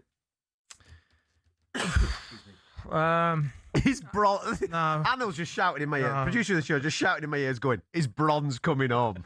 What? Is that the new tune? Stop, mate. You can't do that to me. Nah, I can't see us winning because, like I said, we're going to put our second string out. Not the starters, and I think their non-starters are stronger than ours. Yeah. Like you say, you just want an entertaining game. England to have a goal. And plus see where we're at. Stuff. See where we're at. I think we know where we're at, but I think no one put us was going to win. If we got to the final, weren't going to beat either Spain or France. But yeah, just give it a go. That was a preview of tonight's World Cup bronze medal match with Sir Christopher Nolan's new film, The Odyssey. Don't let tonight's match and tomorrow's final be the only blockbusters that you catch this weekend. Before kick-off, experience the spectacular new big screen adventure from the team behind The Dark Knight, Inception. Don't miss Odyssey in IMAX and cinemas now. Talk Sports Weekend of Epics with The Odyssey, a spectacular big screen adventure of home and family from Oscar-winning director Christopher Nolan in IMAX and cinemas everywhere now. Let's get back to the call, shall we? Reese, how are you, mate? Not bad, mate. How are you? Yeah, sound pal. Good. Go on, mate. What do you want to talk about? I'm screaming at the radio. I was screaming at the TV. I was saying to the producer before I come on, from the first two games, when I was listening to Sean Dyche talk earlier about we didn't have that player like Rodri that could play it from the back and calm it down. When did he give us the chance to do that then? Because I'm confused. I watched the first game against Croatia. We all got excited after the last 30 minutes of football. Now let's not get it twisted. It's been 4 years since the last World Cup. Croatia are a bang average side. All right, they've got Modric, but Modric's well past his best, and that's probably the best player they had on the pitch. Yep. Then we go into Ghana. That was appalling to watch. My question I want to give to Sean when he was like, we got rid of Southgate. What exactly is Tuchel brought is different then? I'm confused because we've gone for a German manager because we think he can get over the line. Out of any game that we've watched in that World Cup, what's different? I'm really confused. I'm listening to the last.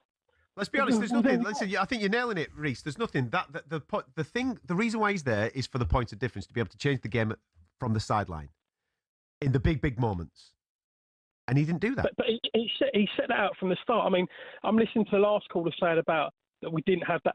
We had a chance to get an outlet. Well, I mean, we've got Saka on the bench. We knew he was partly injured, so I understand that. Gordon was our outlet.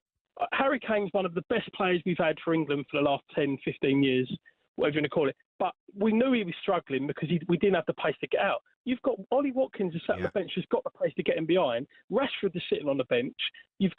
I am baffled to see how England. I understand we've got a game tonight and they want a manager.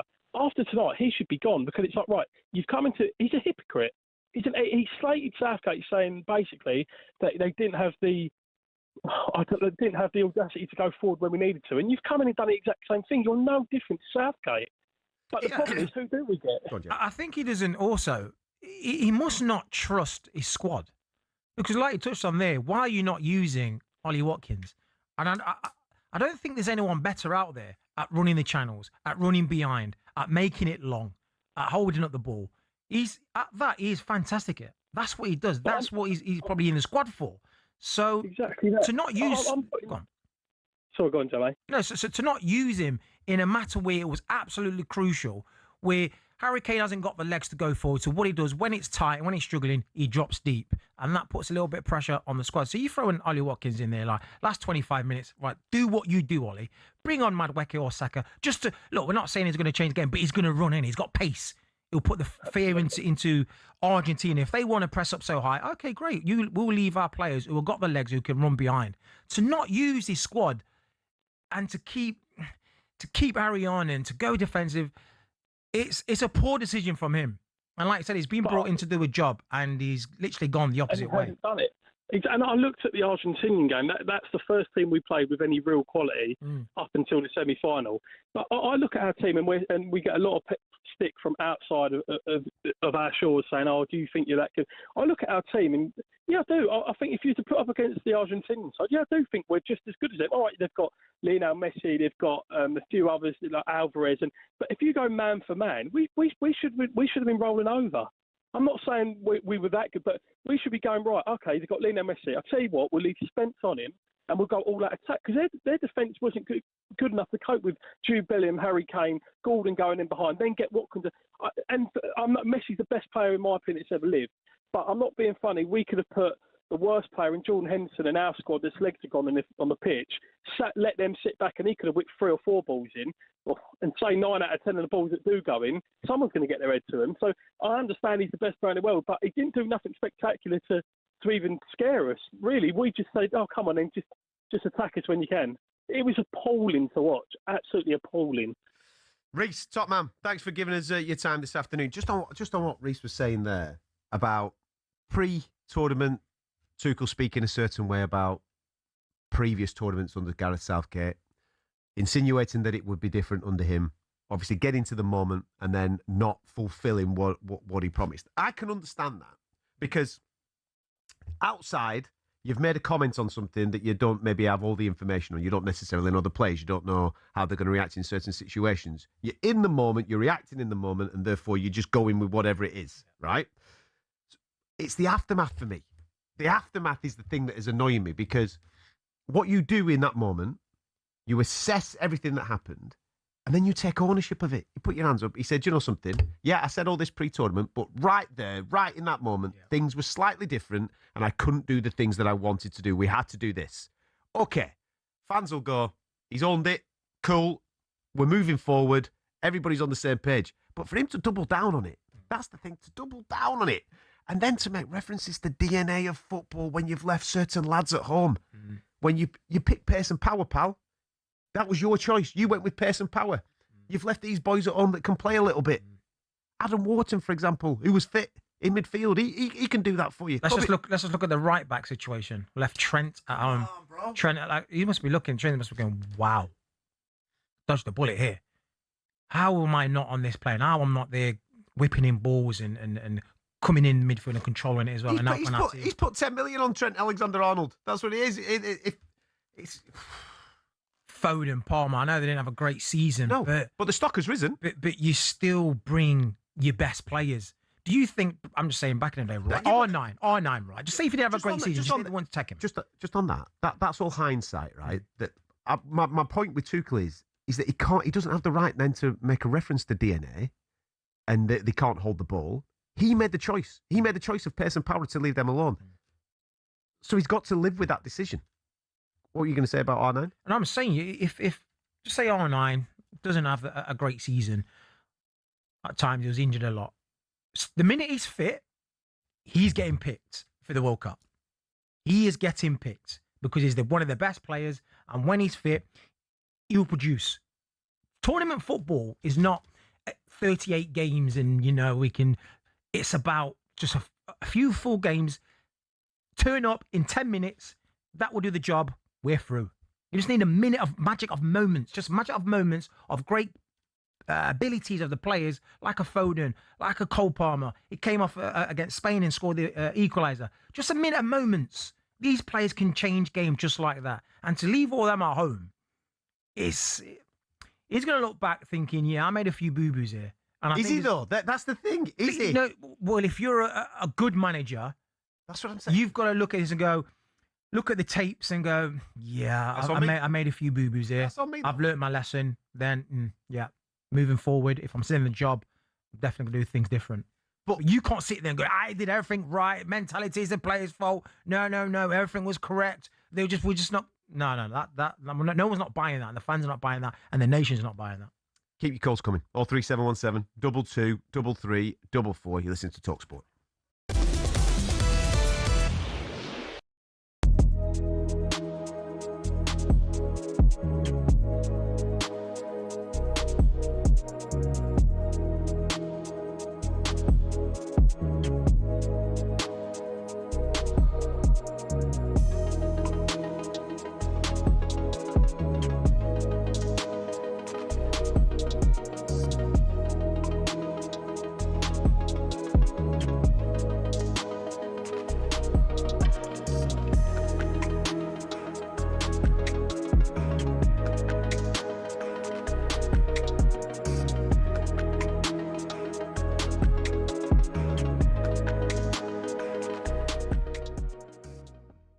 Up until 72 minutes, we were going to get into the World Cup. Oh, we weren't crap. The goal, right? was a wonderful ball from Morgan Rogers. Yeah. But I'm asking you to put your playing hat on now. Yeah.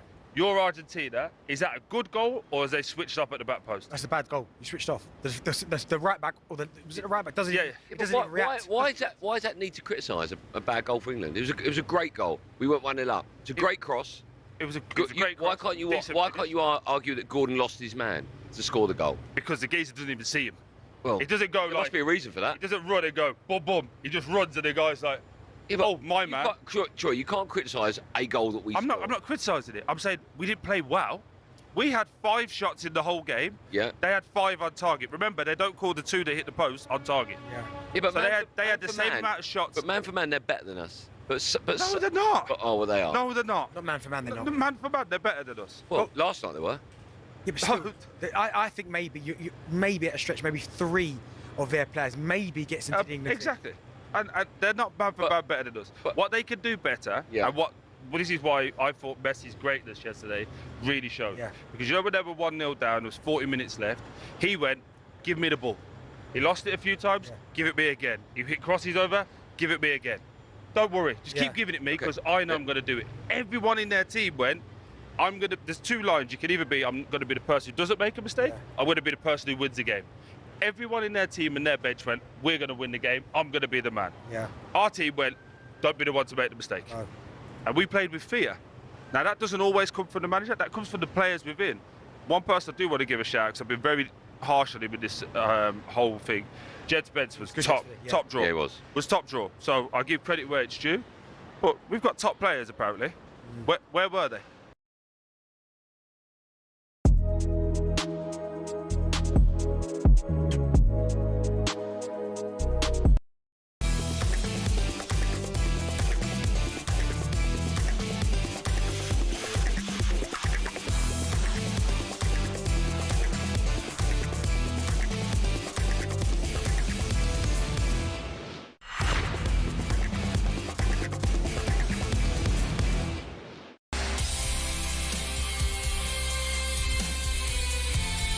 This is the final countdown for your chance to win a massive £26,000 in cold hard cash.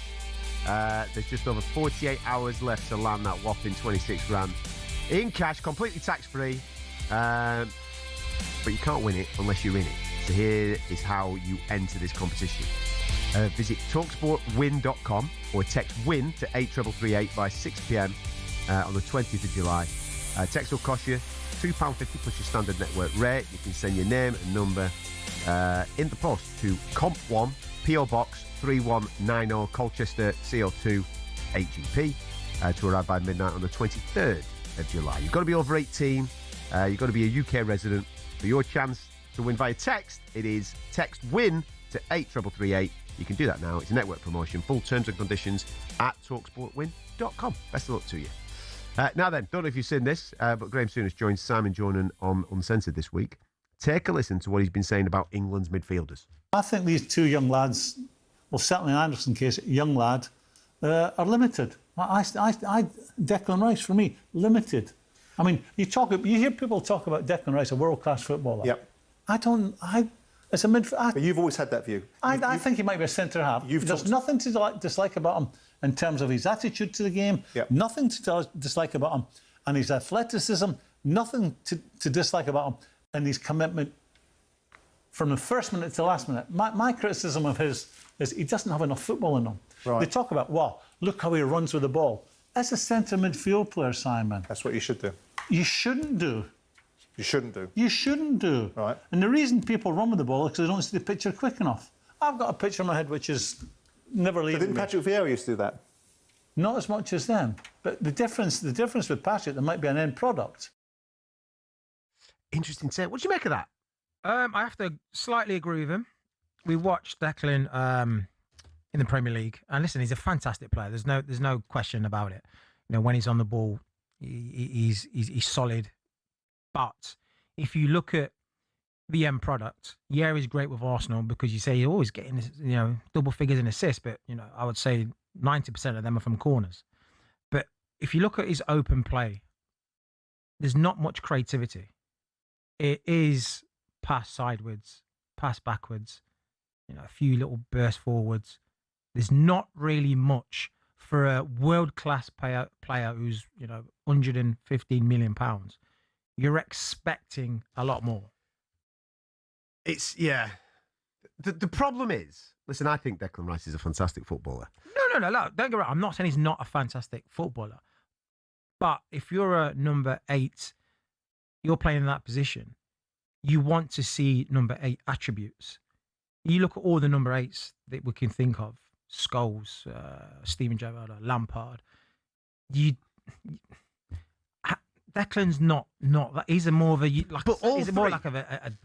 all three of those that you've just mentioned there. All three that you've just mentioned there. For me, the major skill of a Frank Lampard would be arriving late into the box, score the goals. Very similar to what Jude Bellingham does now, right? Steven Gerrard, from what Graham Souness was saying there, Steven Gerrard was a ball carrier. Steven Gerrard would listen. He's a fantastic. He'll be end product though. But fair enough. He had great spraying of passes, but he would carry the ball, right? Out of all three of those, for me, the best one was Paul Scholes. Mm. He would see the picture. He could do everything. He could, maybe not as brilliant as Gerrard as at tackling. He'd always get himself booked in a game, but his passing range was absolutely sensational. When you analyse what type of number 8, if that's what we're calling him, Declan Rice is, he doesn't really fit into any one of those three. Okay, so I can understand the argument that maybe Graham's making there. He doesn't fit into one of those three elites that we've had in the past. Okay, well then let's fit him into. I'm just going on with the players that I've played with. Let's try and fit him into a Xavi Alonso, where you wouldn't see Xavi Alonso passing it sideways to side, to back. Absolutely not. I think he was allergic to doing that. It was zinging forward. Is this Declan Rice international level? Because I do see him passing the ball forward for Arsenal. He's not necessarily just side to side for Arsenal, is he? It's not just, but I'm saying it's more time than not. It's that kind of, side to side function. Listen, he's a great player, and for Arsenal, and we do get sometimes players are a lot better for their club teams than they are. As soon as they go to national teams, and vice versa, you get Harry Maguire when he's in England doesn't put a foot wrong. Pickford great for England, and so on. But what I think what Graham's kind of saying, if you look at, like I said, in the midfielders that we have, in the midfielders in that kind of position, it does seem like, especially for England, it's very limited. Like if you look at the stats, he's in the 7 games, he's not really affected the game in any shape or way. In this World Cup though, he's been practically injured, hasn't he? He's dead on his feet. How many games has he played this season? But if 60 games or whatever. You look at every game for England, then let's just go every other game for England. It's not really been, doing anything spectacular. And why do you think that is? I think that's just who he is as a player. He's not a flary player. He's not a player who's going to create things. He's more of a player like Elliot Anderson, right? Who can get on the ball and tidy, break up play, put tackles in. But he's not going to be the one who's going to be creating things for you. He's not going to be the one who can dictate play for you. He's not the one who's going to turn defence into attack for you. He's got a good engine. Work rate is amazing. Honest player. Yeah, he's good at sometimes set pieces. But if you look at you look at this tournament, you go, well, okay, well. Yeah, I get I get this tournament because I personally think he's absolutely shattered. He's put in a hell of a season, hasn't he? And I think he's been dead on his feet. I think the effort-wise that he's put in has been truly sensational. But I get what you're saying. The effect of games, he's just not been the full Declan Rice. But when I was watching for Arsenal, mate, I think his role within the team is very clear to him. I think Arteta's got him. He knows what his role is. Break up play, give it Odegaard. Break up play, give it Eze. Break up play, give it Saka. Yeah, because but they're all forward passes. They're all I do it here and we go forward. But he's got a role at Arsenal because the players that he's got surrounding with him. Right. So but why dig him out then? He's limited. I get what Graham's saying. He is limited to just getting on the ball, giving it side to side. If you look at, for example, Enzo Fernandez, he's scoring goals and knocking out England. He scores goals. He gets what he creates. You don't see him go side to side. You see him going forward. You see him on the ball creating things, and they're kind of the same kind of position, same kind of player. Yeah. So you put those two together, and you watch the highlights or watch the Argentina's World Cup, or you watch Chelsea. Yeah, I know Chelsea in a bit, but you watch him. He's more impactful than a Declan Rice. 03717 22 33 44. I'm interested in this conversation. Keep them coming if you've got a thought on it. Maybe you're not. He's a great player. Don't get me wrong. He's a great player. So I don't want to get abused later on when I look on socials. What are you talking about? You will. Get on the phone, give us a ring. We're going to be speaking to Troy Deeney as well in a moment or two. Don't be going anywhere. You listen to talkSPORT.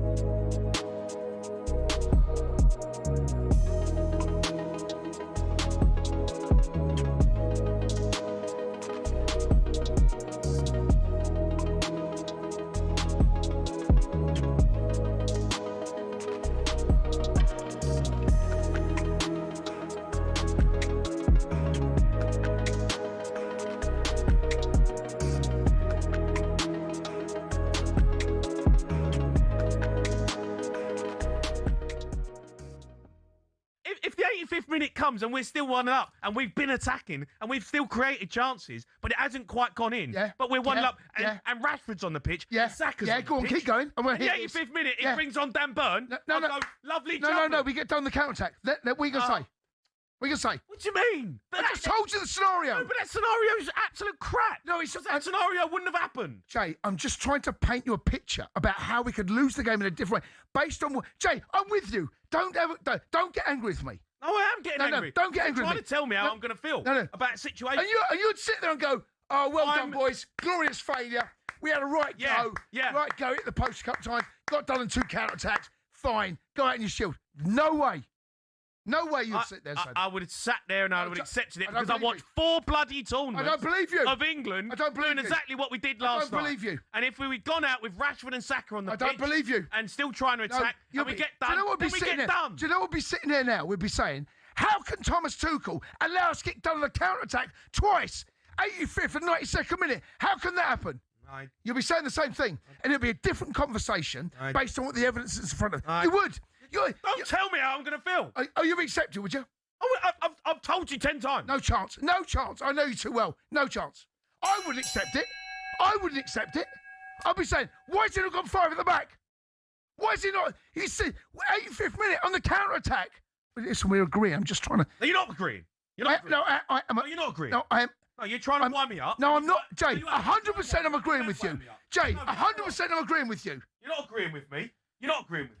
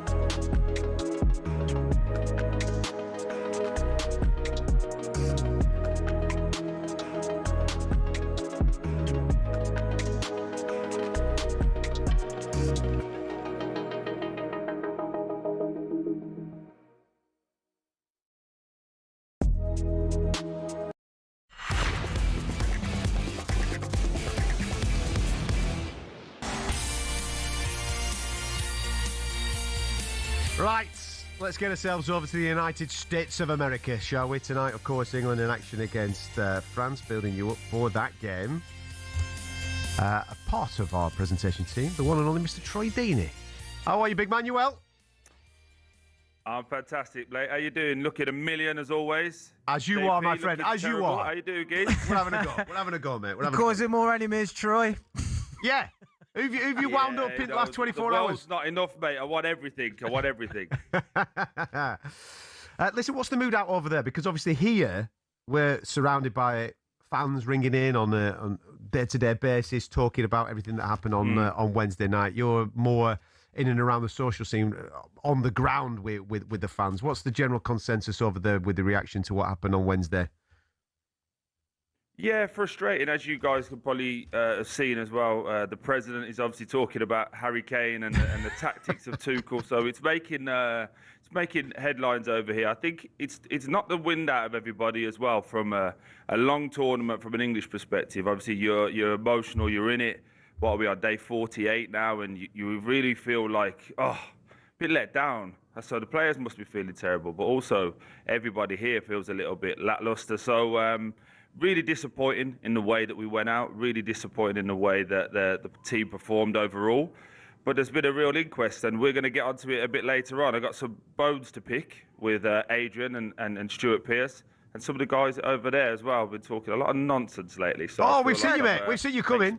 Yeah, well, he's had the guns out. He's ready. Name names, Troy. Name names. You wouldn't want it any other way, would you, lads? No, not at all, mate. Not at all. Listen, regarding what tonight... What did you say, Jay? Name names, mate. It's all right. Oh, you know who I will. O'Hara. I'm coming for him. Don't you worry.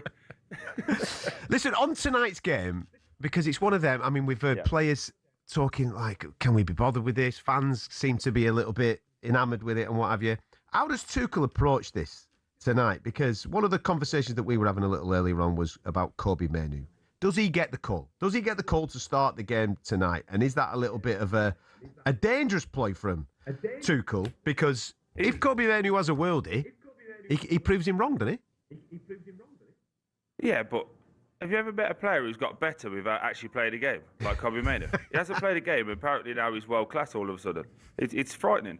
I think for Tuchel, it's a wonderful part to be in because he's actually got a redemption story. How many times do people go out of a competition, and then they're waiting 3, 4, 5 months for another game to go, right, here's a new version of me. So I think he has to take it seriously. I would love him to take it seriously, just for one real fact. We don't play the top teams enough. And now we're playing one of the best, if not the best team in the world. Obviously, they went out to Spain. But talent-wise, they're right the way up there. Let's see where we're at. Let's really gauge where we're at. And if they play a strong team, we play a strong team, and we lose 3-0, let's say, okay, now we know what we need to work on. Because it can't just be the every time it's the manager. We haven't played Kobbie Mainoo, that's why we didn't go through. He played all of the Euros, didn't he? How did he get on then? Did we win then? Look at Do you know what I mean? It just seems to be weird. Look at it. Listen, but anyway, let's have a tear up. Listen, I'd tell you something. This next show is going to be absolutely epic. You go get yourself ready, my friend. Make sure you've got a few waters ready to go, because I think you're going to be talking quite a lot over the next few hours, pal. All right? See you in a bit. I'm sorry, lads. See you soon. Top man. There you go. Troy Deeney out in the States. He's on next with Adrian and the gang there from 4 o'clock. So make sure you stick around for that. As you can see, he's ready to rock and roll. But he's right in what he's saying there regarding an inquest. There is an inquest. There's a lot to talk about because people are passionate about what happened on Wednesday night. And this one does feel like it feels far worse than anything that we've experienced in the past, especially over the last few years. 2018. We went into that tournament, didn't we? With no expectations. Yeah. England were out. They were terrible. If anything that you can do for us, Mr. Southgate, that'd be fantastic. And he did great. The team did great. He reignited hope. And then we started to build. And yes, there was mistakes along the way, of which we absolutely and rightfully criticised Gareth Southgate for. Those big moments in games, just getting certain things wrong. Tuchel was here for those moments. The ground has been built. Yeah. Everything was built. Southgate built the ground. All you've got to do now is go and sprinkle some sugar on it. Well, that's the thing. We had a manager who could get us to the line. And then Tuchel, the reason why we brought him in, because he knows how to win big tournaments, Champions League as the underdog, beat Man City. He got brought in for those moments. Yes. So when we get to the line, he knows how to get us over with the substitutions, the attacking force to if we're getting under pressure, he knows how to deal with it because that's how it was against Man City, and he gets himself in that situation, and for some reason he gets squeaky bum time, and just reverts and goes, no, let's just go back. Is there a way back for him or not? I'm not sure. It's really difficult, and I think this game tonight is huge. I think it's really big. I think because we've come up against some of the big nations, and every time we do, we fail. Italy in the final, we lose. France knock us out in the quarters. Argentina, it seems like we're amazing. Spain, of course, Spain in the Euros. It's just like every time we come up against a top nation, we cannot handle it. We, for some reason, rather than focusing on England and the talent that we've got, we worry too much about them. We worry too much about what they're going to do. And then in the big moments, we score, right, now let's stop. Let's panic. Let's stop them. Now just Tuchel, you got brought into this for this reason. To when we score, go front foot, go on the attack. Yeah. Best form of defence is attack. This is what he's brought in for. Not a Gareth Southgate stagnant, let's protect, let's not concede. If we don't concede, we're not going to lose. That's what he got, ultimately got. This is a really interesting thought process now, and I'm going to compare this a little bit to fighting standard because that's the world that I live in. This is purely mentality. It's the perception that other countries and teams have of England when they play against England, that we can be got at, that we can be broken, that we will crumble in the last 10 to 15 minutes. The reason why I bring this up is that recently I was speaking to a fighter by the name of Justin Gaethje in the UFC, and he said something really, really interesting, not necessarily about being able to beat a certain fighter. It's about changing the perception of how that fighter is perceived with other fighters. So, for example, he fought a guy called Tony Ferguson years ago. Tony Ferguson was on a 15-fight win streak. Everybody was saying, he's the guy, he's going to come through, he's going to beat this guy, he's going to beat that guy. Justin Gaethje beat him up, of which then changed the perception of the way other fighters looked at Tony Ferguson. So then when they fought him, they thought that in their head, he's beatable, this guy. He's not kryptonite. You know what I mean? He's not kryptonite. And then Tony Ferguson goes on a bit of a losing streak. The reason why I bring that up is because England have to change that mentality. They are the people that have to change that mentality, because at the moment, Argentina, Spain, France, all these top teams, when they come up against us, England can take the lead. They've done this many times before. They did it against Italy, they did it other night against Argentina. They'll crumble in the last 10, 15 minutes. Just keep going at them. Keep pecking at them. They'll give you the opportunity. That is a mentality shift. We've got all the ability in the world, mate. It comes down to what is going on between the ears. That is the thing that they have to address in order to get something over the line. But we thought that would be addressed by this manager, because that's what he was here for. Yeah, and I think what's played a massive part in this was the game against Mexico. Because we defended... But we had 10 men there. No, but what I'm saying... We were supposed to. Yeah, but because we defended like absolute warriors. Yeah. And everyone was applauding, and it was like a... Rightfully. David versus Goliath kind of moment. We went too far on it. Because... What do you mean? Because it was... We gave them too much praise. Yes, because it's Mexico. Mexico could have been there for another week. They wouldn't have scored. They wouldn't have scored if you give them another 4 more games and defend like that. They wouldn't have scored. So I think on that prowess and that basis, the players have thought, we can defend. We are warriors. Yeah, but in that Trojans. They were. Yeah, Trojans. So they come up against an Argentina for, do you know, we've conceded, there's only 20 minutes, 25 minutes left. Let's defend like Trojans. Let's all sit back. And Tuchel's probably thought, do you know what? Mexico's playing in the back of their minds. Yeah, we can see this out. We are top notch at defending. Big Sam Burn, he'll let everything away. They put balls in, we'll let it away. But you're playing against the greatest players in the world. You're playing against Argentina, who are World Cup winners. That you give them a chance, they will be putting in balls in the places where you don't want the balls to go. You're talking horses for courses now, aren't you? Correct. It was the right thing to do against Mexico.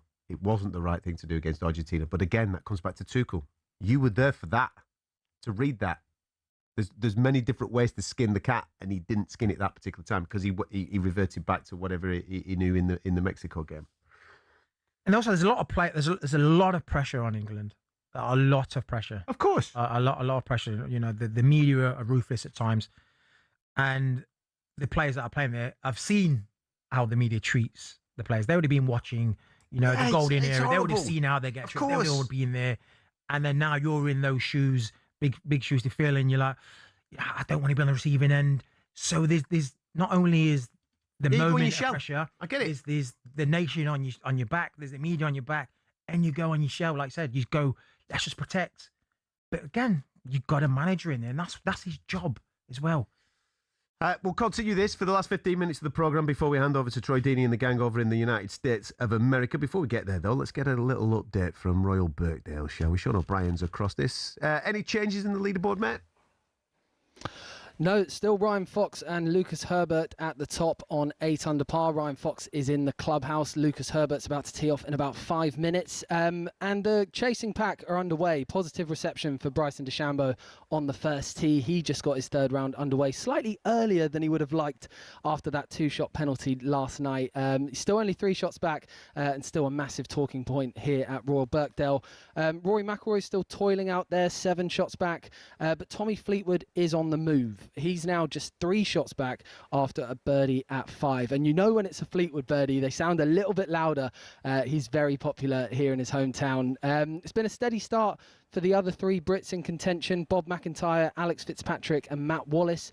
They're all 4 shots back in the early stages of round 3, and so is world number 1, Scotty Scheffler. So the leaders just heading over to the first tee. This is the good bit. They're all out on the golf course now, and it's live over on talkSPORT 2.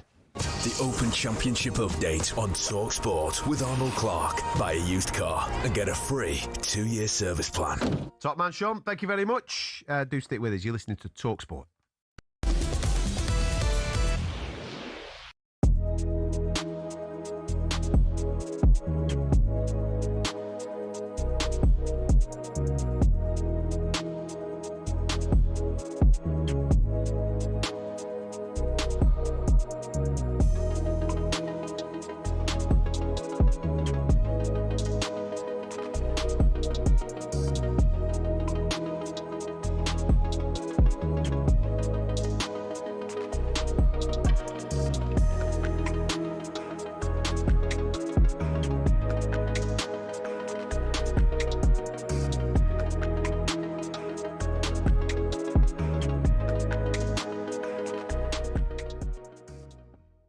I wasn't overly enamoured with what we were doing anyway. I've spoken freely on this marvellous channel that we're on, and, on talkSPORT regularly, and said, look, it's not as good as what everyone was making out, I didn't think, and that's nothing against the manager, Thomas Tuchel, nothing at all.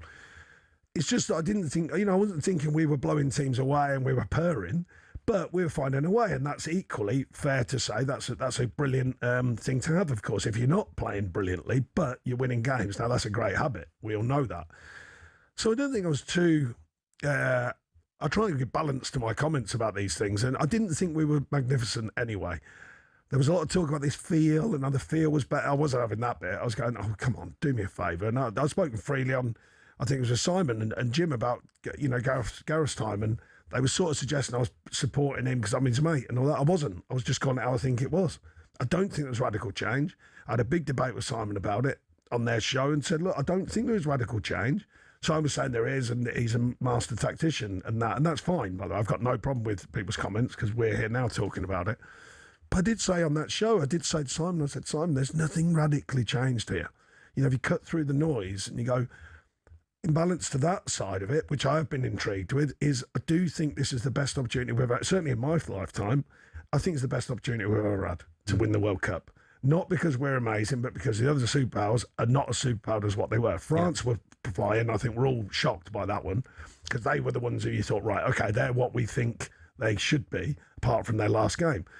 And equally, you look at them and they are superpowered. And yet, you look at their last game and you go, what just happened there? So it is the World Cup. It's not easy to win a World Cup. Everyone sort of suggests it is, but it's not.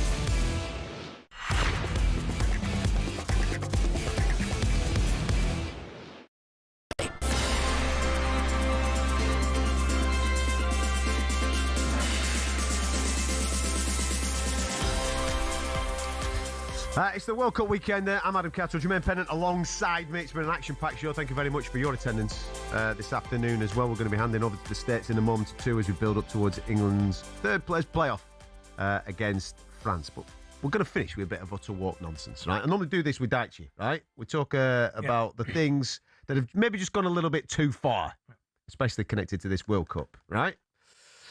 All you've got to do is vote whether you're for it or whether you're against it. Dead simple, Jay, yeah? Correct. Got it. Half-time show. On Sunday, we are going to be witnessing the full hit. You know, like they do at the Super Bowl? Yep.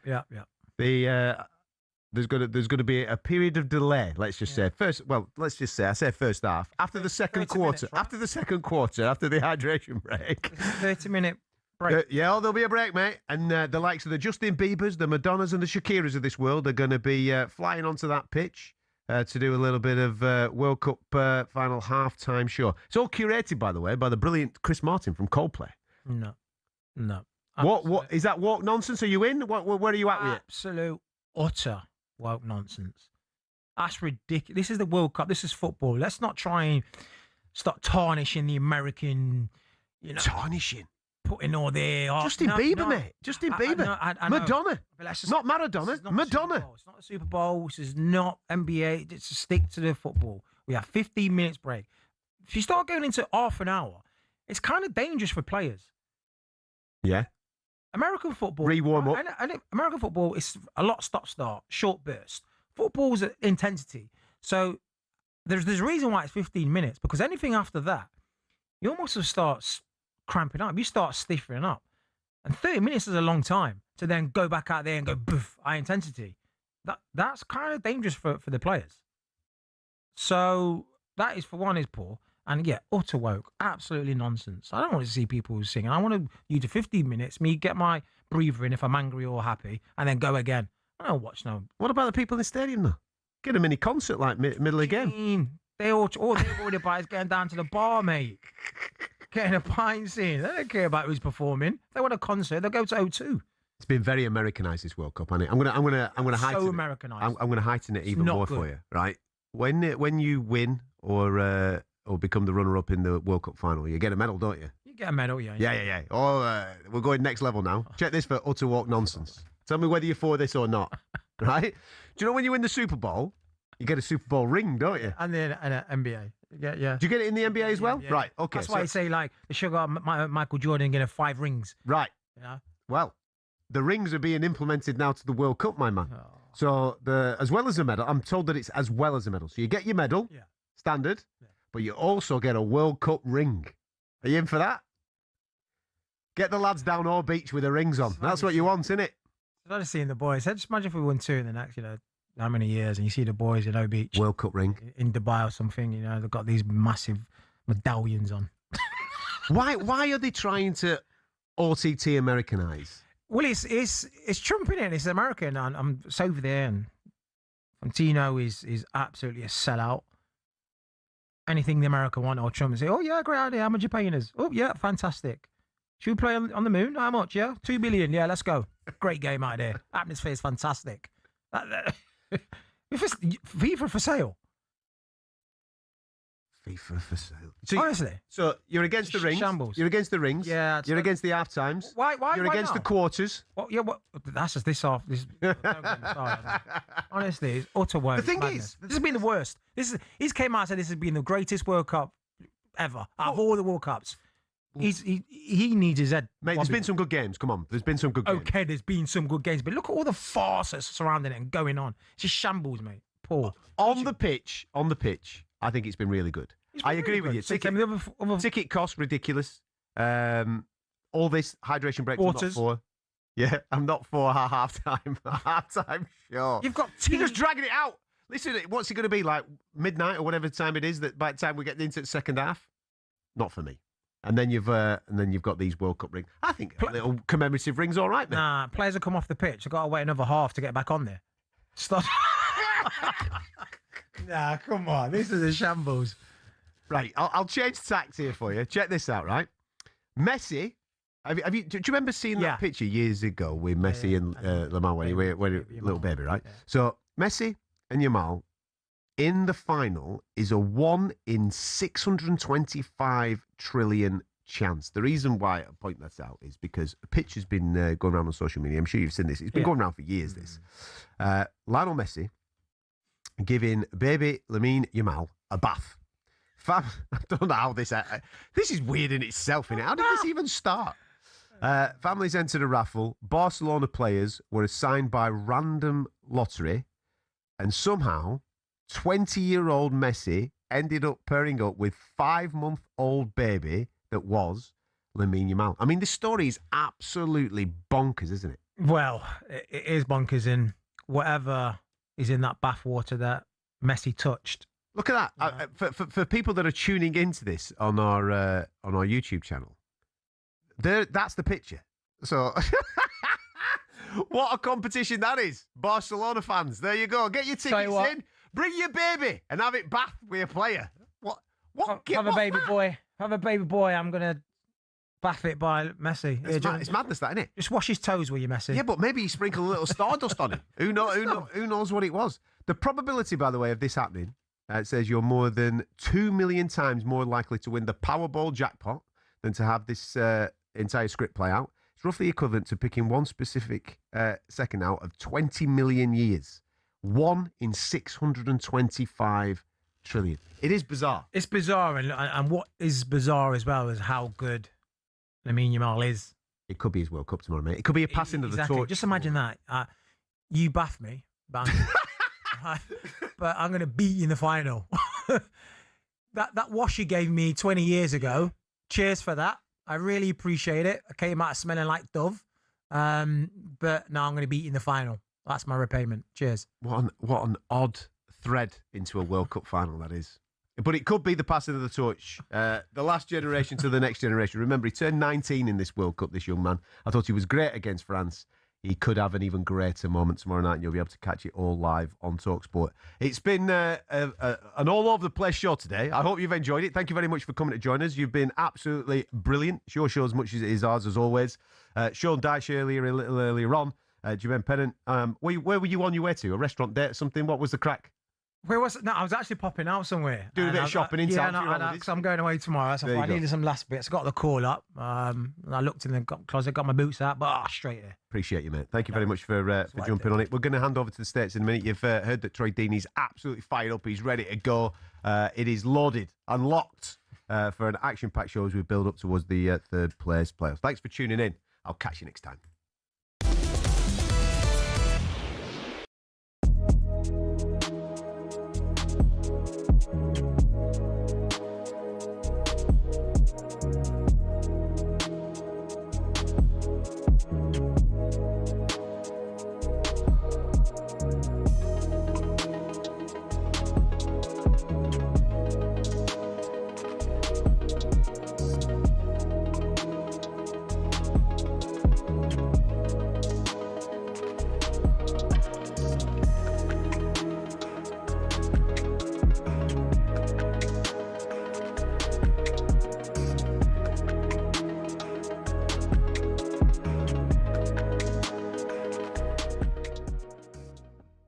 It's 25 minutes. You're playing against Argentina. And you've just gone, here.